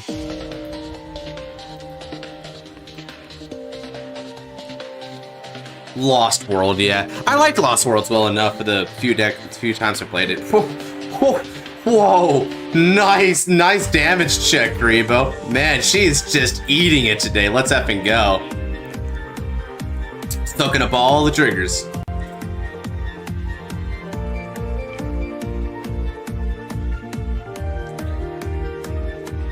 How do you lose a nation? It gets thrown in the ocean by Weevil Underwood.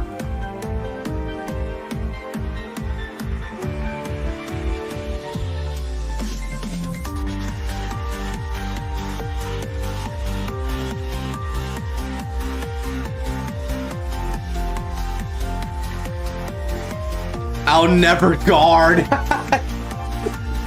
Refuses to guard.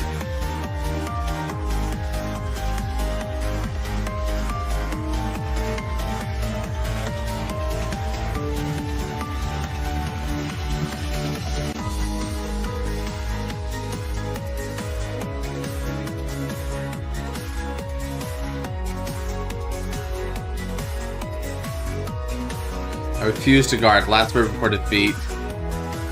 You ever heard of the nation Exodia? It was the best nation in Overdress, lost forever. Yeah, I mean, honestly, in a format like Duelist Kingdom was, which played very differently from even Battle City, right?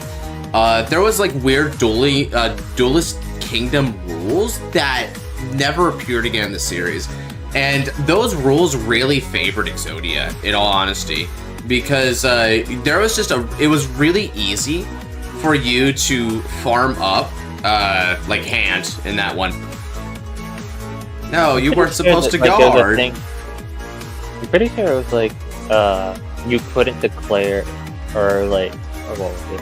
You just couldn't declare a direct attack if the opponent didn't have a monster. Right. The opponent went an entire turn without having a monster, then I think it was a lost condition, right?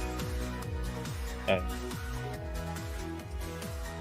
They tried fighting Blue Flame boring. Yes, place where areas just buffs your monsters. Oh yeah, seriously, I am in the forest region, so this is stronger than ever before.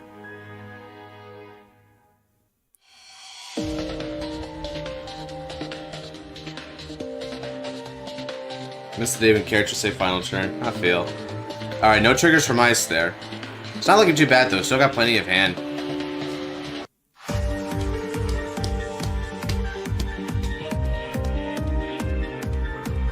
Alright, now Blaster Dark is gonna swing. Just straight up no guards it? Whoa!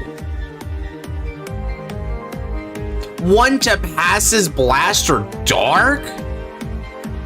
I mean, Blaster Dark does need to check double crit to even kill here. Oh shoot.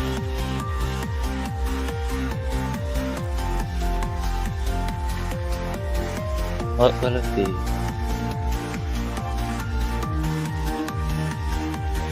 Yeah, he could have 2 to passed it.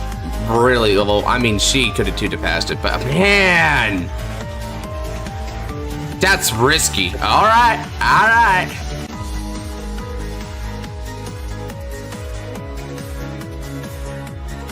And it breaks, yeah. Nice try there. Oh man, she's a mad woman. Well, I mean, at least they did 2 to pass it, so maybe there's a method to the madness. Out there at 6, but you know, Greedon doesn't die at this point, right? Greedon still endures, and now they've denied any chance of PBO healing for the rest of the game, effectively, as long as they're at 6. Wow, that is greedy. I mean, the greed works. The greed works. This is an insane fight, dude. We have a certified crazy greedy Greedon player. It's awesome. You've locked out a miracle heals. Oh dear. All right, let's see what you got. oh, that's a card to draw. Yeah, no kidding. Okay.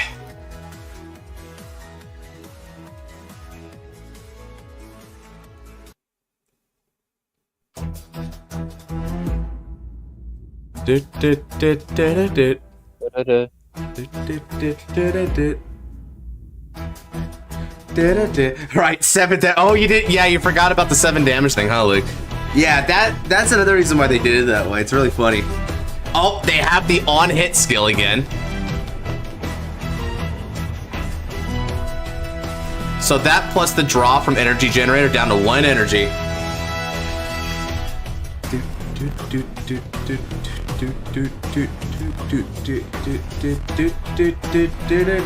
Yeah, they just went dark. And it was like there was no rear guards, and then there was all the rear guards.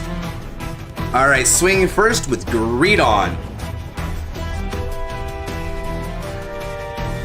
Oh, I get it. If they let this hit, Greedon can call Bubetsu, and then that means they can combo with Bubetsu. Oh, that's what they're doing. And so they still call the fodder anyway, just in case the on-hit doesn't go through.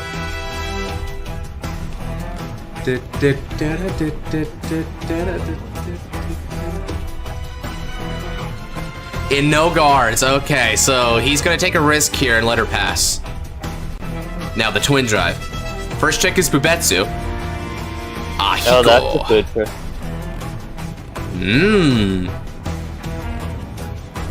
Time to call up a second course.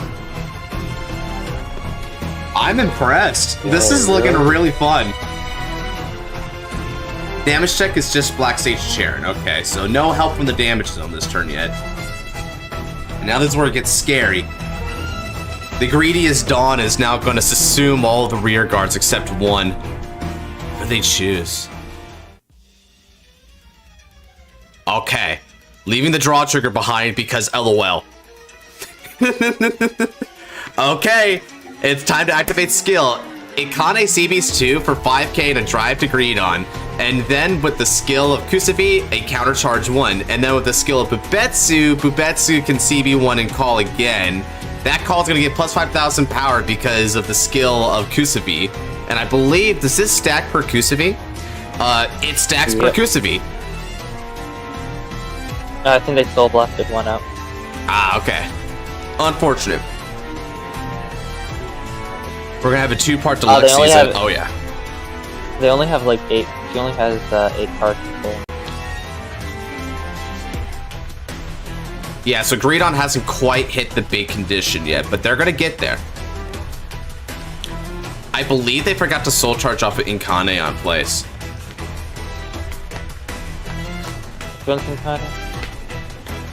Yeah, because Ikane has a skill where when it's placed on rear circle, there is a persona ride. You soul charge 1. Yeah, and the soul charge 1 was mandatory, which is the interesting part because it doesn't have like a once per turn or any sort of restrictions. It just says soul charge 1. So that was a minor misplay there, but I don't think it changes too much. Unless, of course, the drive check was a trigger, then it might have changed.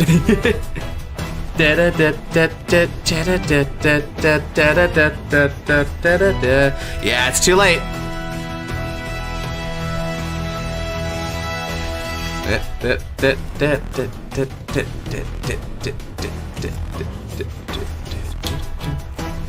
Okay. So called Kusabi from the hand, and now they've got a front row along with a Greedon coming in hot for 33 with 3 drives.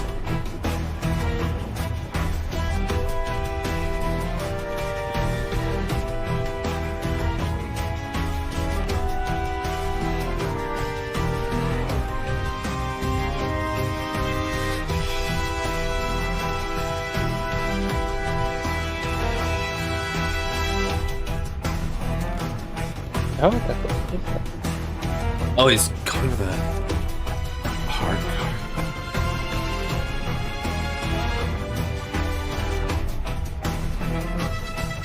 PGs. First check. Okay, Gomon. Second check is a heal trigger. Okay, Greedon's back down to 5.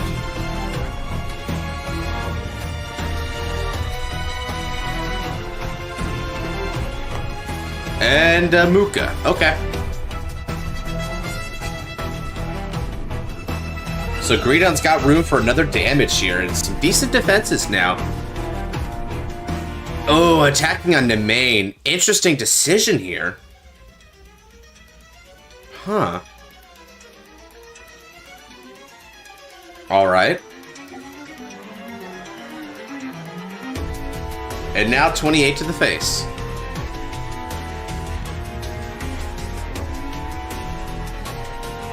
No. Oh, that's grade 1.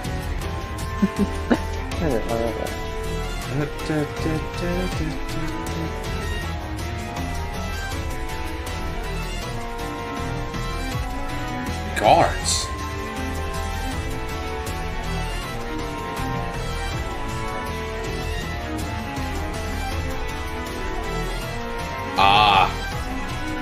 Okay.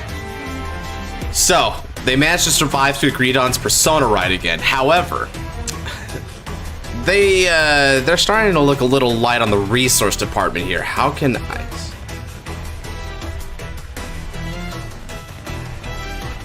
You know, sometimes I look at this deck and I forget how free all of its effects are. Are you talking about, which one? Blaster. Blaster? Yeah, Blaster really relies on some of its more pivotal or generic rear guards to like do the counter blasting, right? Like Nemain and Blaster Dark, those are your main counter blasters, but your Vanguard has no like actual resource-based cost, right? Which I like about that. I like that about because it means then that it's pretty like free expression on what you pay with other stuff. Okay, E being 7 to draw. It does make me think about how, like, Valtrosa and Liel might not be a bad card to run this. Oh, yeah. Just to put back stuff like, the promo. Definitely the promo is the one you want, because there's no other recursion for it, right? So, once you run out, you run out. Alright. And if you don't see it, it hurts.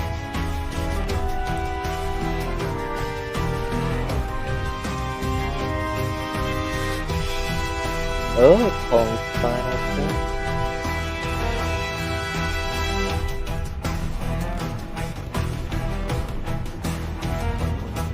I really thought there was Battle. A 2-part deluxe season would be... I mean, I like that. I like that a lot better. Everyone likes that a lot better. Not really a hot take, that one. Calling a booster for his blaster. What's up? I feel like they actually, are setting this this season up to be more than just 12 episodes, because there are still so many fights to get through. Yeah, and I think a lot of those fights aren't really worth like off-screening, right? Like most of the a lot of them should be on screens. I can see where Mirai versus Now is an off-screen, but Etika should have at least another on-screen. I think Stenka and Gi are gonna get off-screen for the rest of the season. Yeah, I don't think they're gonna get much more here. They didn't seem really interested in supporting those decks further, or really making those characters get a lot of time to shine. I mean, I'm excited for another Suzune episode. This one will determine which between Megami and Suzune who makes it into top cut. I'm pretty I feel like whoever wins between this fight. Right. That's what I was saying too. This is going to be a very important fight because it really shows the disposition by the writers on who they want Top Cut to be.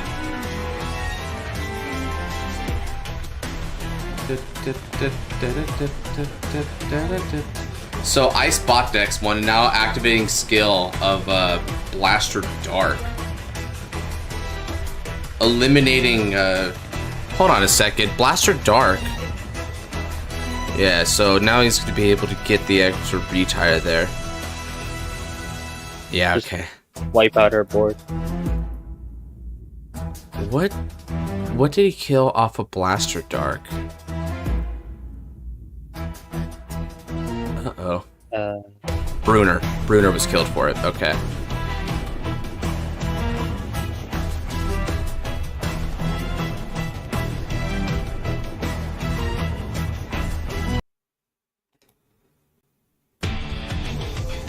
Yeah, I mean, because it's probably focusing on Suzune, right? Like, whether Suzune wins or loses, it seems like it's still focusing on her a fair bit.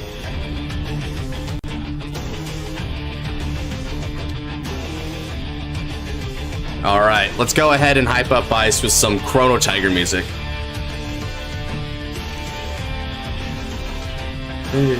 Okay. Front row's got a 15k attacker, 10k attacker, and just swinging on rears. All right. Da, da, da.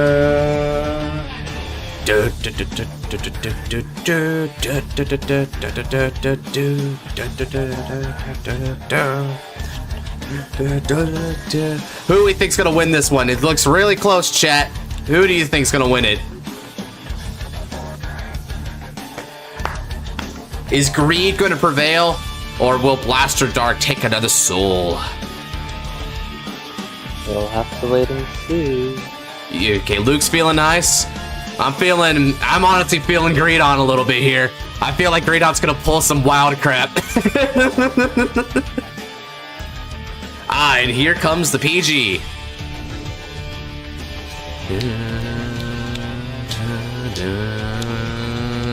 Okay, so Luis is also feeling the Greedon hype. I feel it. All right, eating 2 to call back Blaster Dark.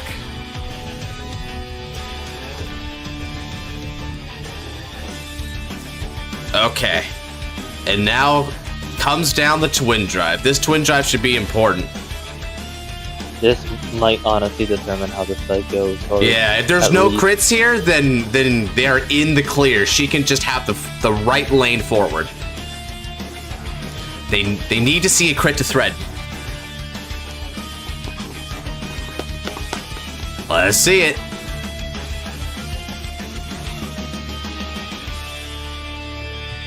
Yes, Yep. your taunt is active. A rear guard has been retired this turn.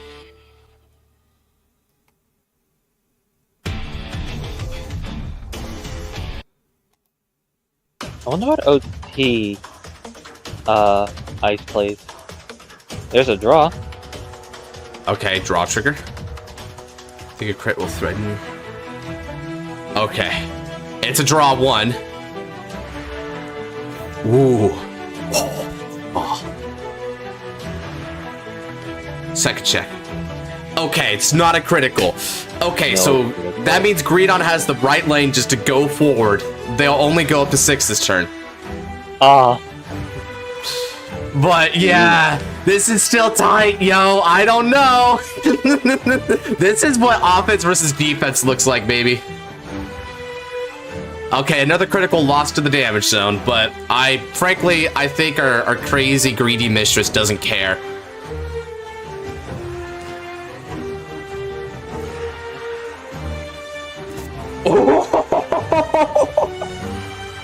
Oh, the draws, dude. Call it all. Call it all. Oh! Let's epic go. This is it. Call. Call.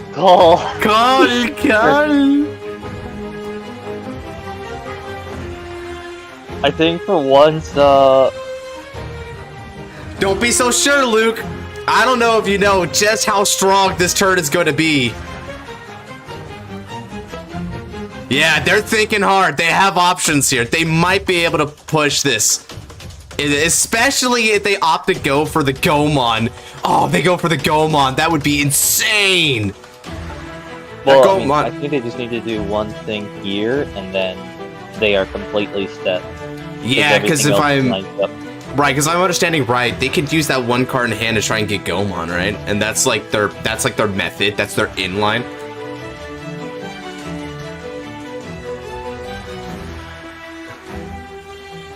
Yeah, the Gomon was shred, bro. Let's see if they do it though. Let's see. This is the key. Can Karibo analyze the game state correctly here? This will probably be a good time for a trigger check too.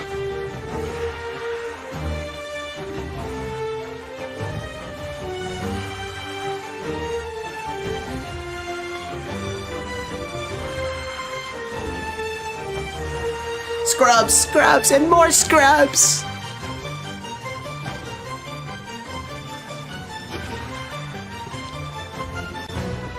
Okay, so they move Hiko to the back. Oh. What are they gonna call? Ghostbusters? You bet. That's exactly what they call. Yeah, before Clunky Stroller clunkily walks in.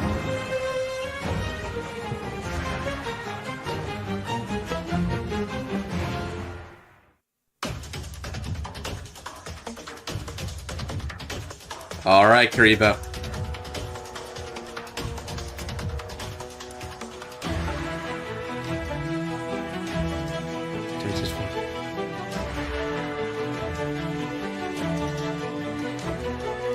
Believe in your Vanguard, Karibo, and it shan't let you down.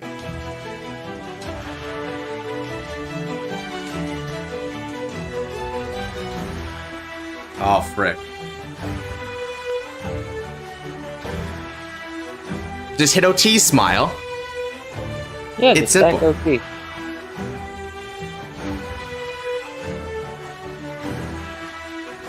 Okay. Skill. Okay, calling Muka. Skill activates. Now this is going to be key. Whatever they choose to call is going to... They call the Gomon, baby! Ah, yeah! They call the Gomon. It's time to get greedy.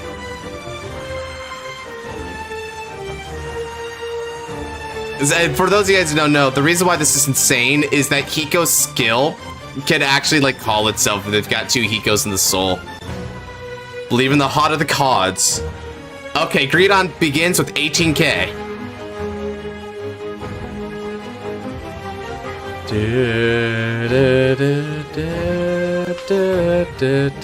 Have appeared. See, about 4 drives, 60 have pieces.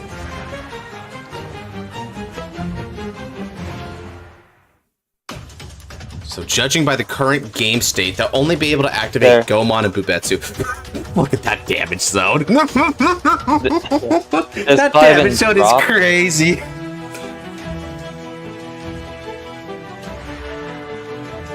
Okay. 9 triggers been revealed out. Yeah, that deck is looking mighty dangerous still. It's scrumptious.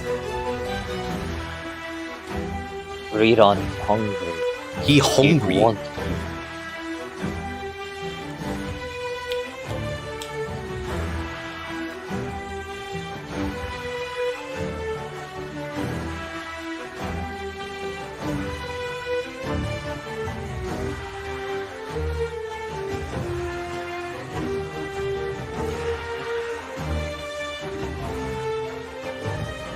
The 5 triggers in deck including it.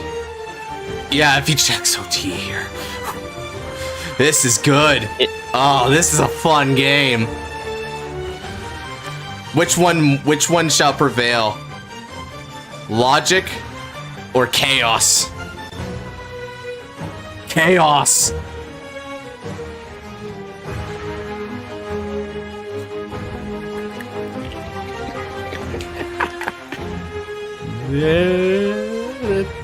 Okay, they constant guard on. With that revelation, Ice says, no bueno. No passe.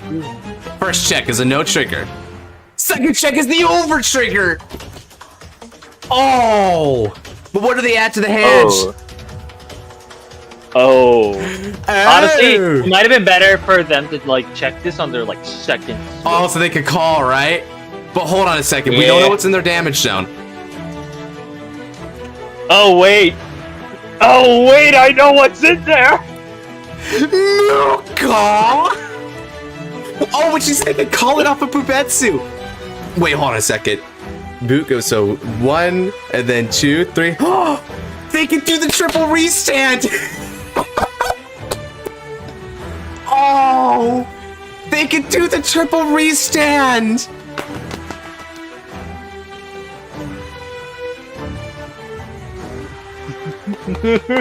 Oh! This is it. This is peak Vanguard. Oh, did they draw? Yeah, they drew. Okay, that card right there is what they drew. Yeah.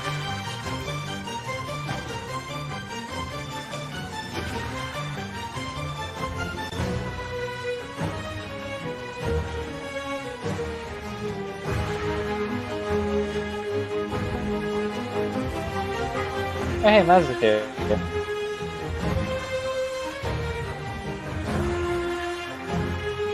Ooh.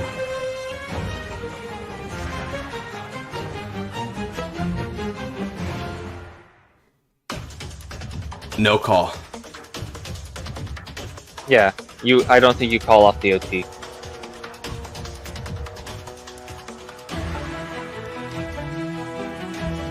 Eating. They eat 4. Oh, they left it. They're not going for the Gomon win condition. Right, because they're going to CB for Bubetsu Muka. Right. Yeah, they need to CB for that.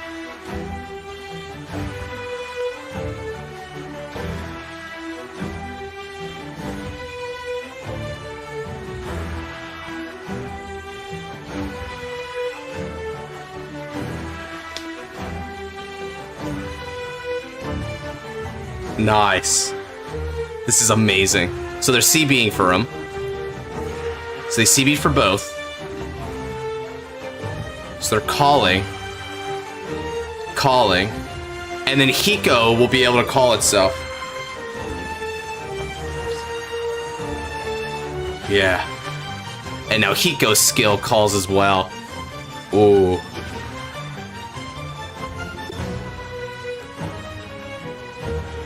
Bazillion on the Vanguard, he says. Oh, she's so good.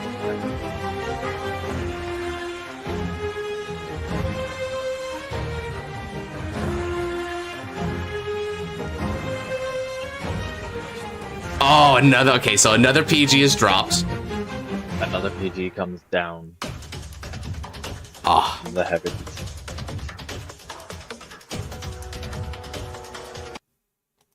Ooh. First check's a crit. Ooh. Oh. Second check is a crit.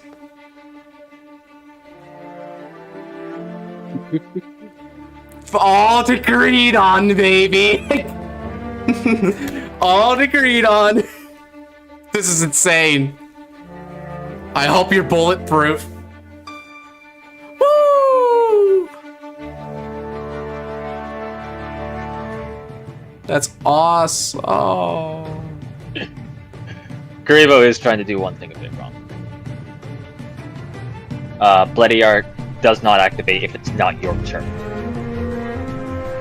Are you talking about Ice is doing Blady Arc? Yeah. Yeah, Ice They is trying to just do it. Oh, I thought it was pretty. I thought they were the same person. Or was that last? No, Karibo is Della. Ice is different.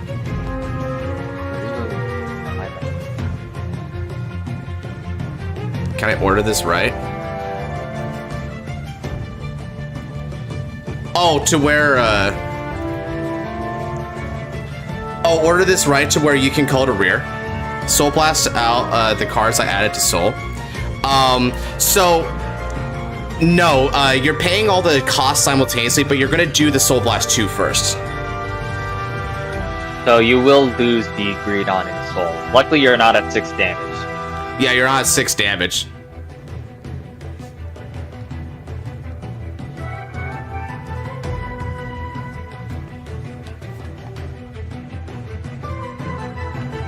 No, she didn't pay for it anymore. I was at 6.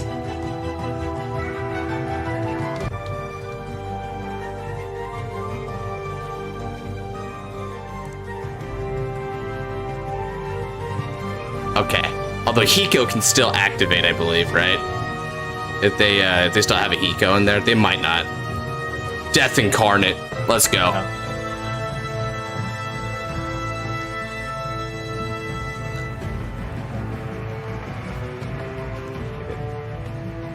Ooh, okay, I'm getting summoned. Okay, after this... Okay, I think I have to go after this fight.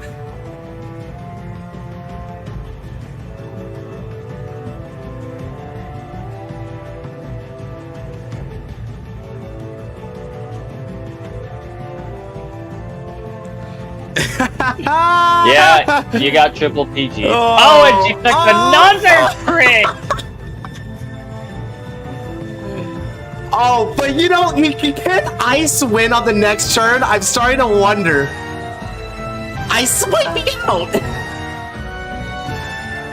I mean, if Ice draws like Cleodna, Playodna.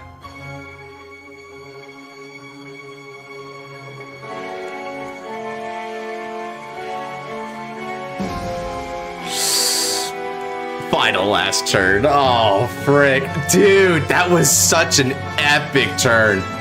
Top deck Persona would be... Yeah, that would go so hard here, Dark. Top deck Persona might actually win. Come on, Ice. Yeah. What will it be? That's not it.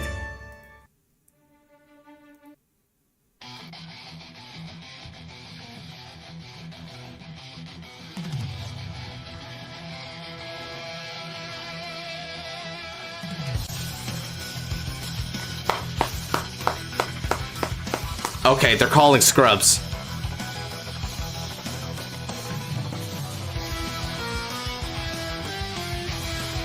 I think there is a way to make this go. Ooh. Yeah, no kidding. Ooh.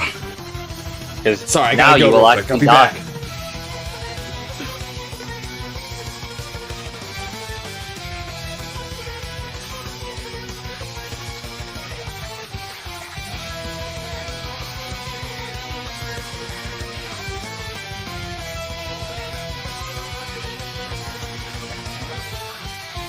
Chaos, the Gridon didn't have guard restrict. There was not enough CB used for it.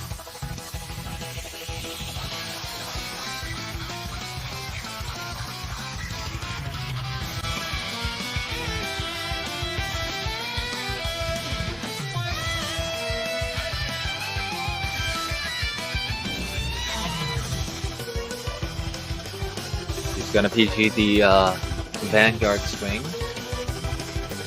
This part of it.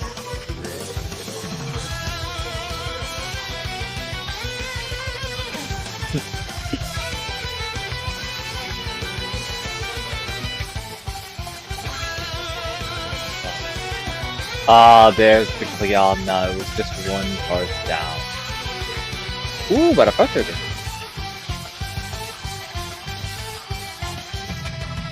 That's the 35k. You know what that means? Oh. I just noticed something.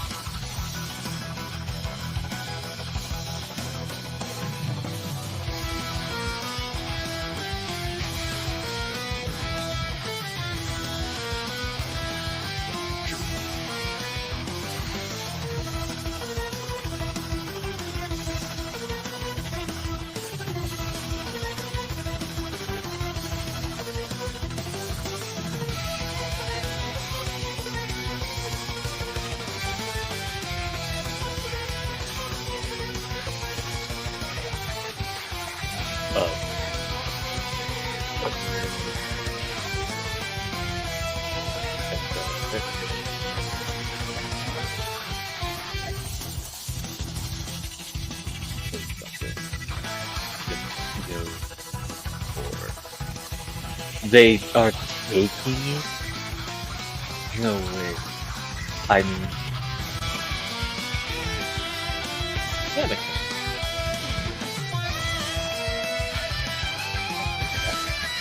Yeah, I think, Gravo is out. The trigger.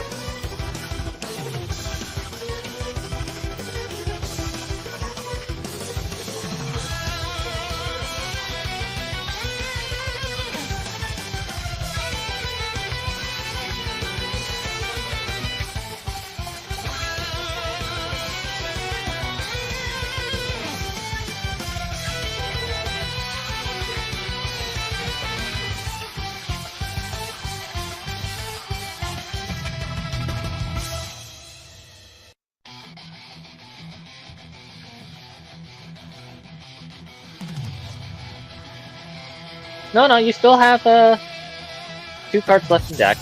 If you can live this next coming turn, I mean,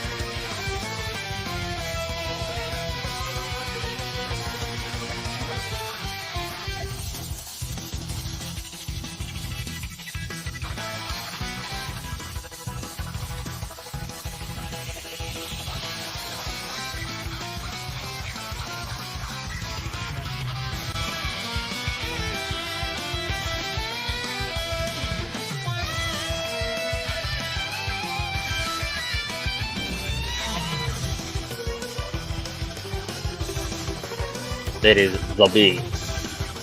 Oh, this is and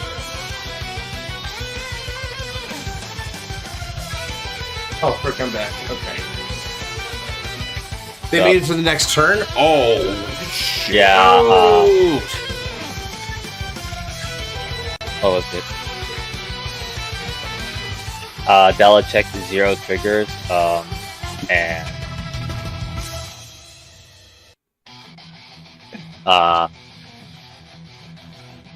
Ice had like 2 fronts in hand to guard the rest of the attacks. I'm not sure. Might be entirely like I might not be correct, but I'm pretty sure Della is just out of triggers. Yeah, that's it then. It's a deck out. Not a, Darn. Della just They died. gave their best though. That was a heck of a match. Like, holy crap. You know what would have been funny at any moment? What? You know, if, like some won't work as well. If at some point she just went mask. Oh, mask up. Like yeah, late- right. Masking up would be great.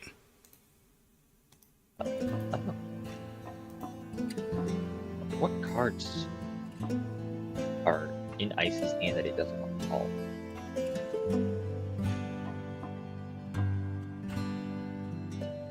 Dark. Because, like, you still probably wanted to call something so that way you can then let, Read on far too watch the greedy. dark here. You know what? It looks like it's gonna come down to an execution. There is no victory without Blasted Dark. There is no victory without Blaster Dark. I'm not letting your Vanguard touch me. Yeah. I live by the high roll. God, that was a great. That was honestly a good lesson in sticking to your guns. For better or for worse, it's better. Yeah. That final turn hitting like OT to like currents all around. I was like, oh man, look at this. Look at this.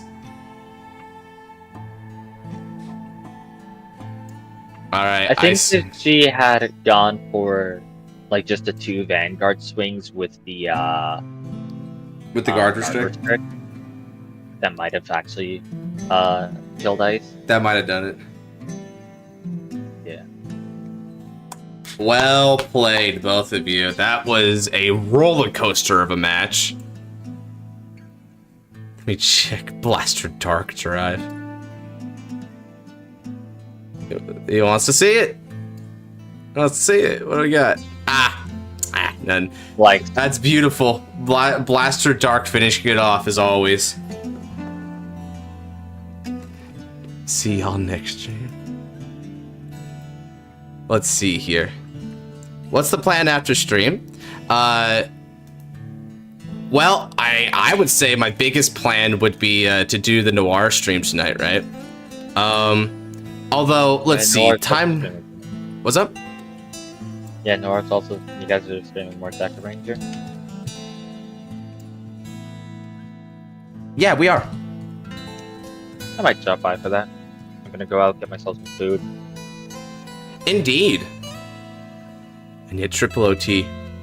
What's the plan after stream? Well, after the stream here, we're going to do that. But I think as well, there's a little bit of time, I think, in between. So I might try to plan out something here, right? The Spike Brothers top 10 is on its way. So we're going. I'm doing like some of the script writing for it right now. The research has been done. The top 10 has been created. Now I just need to write a script, get it recorded, and throw down the video.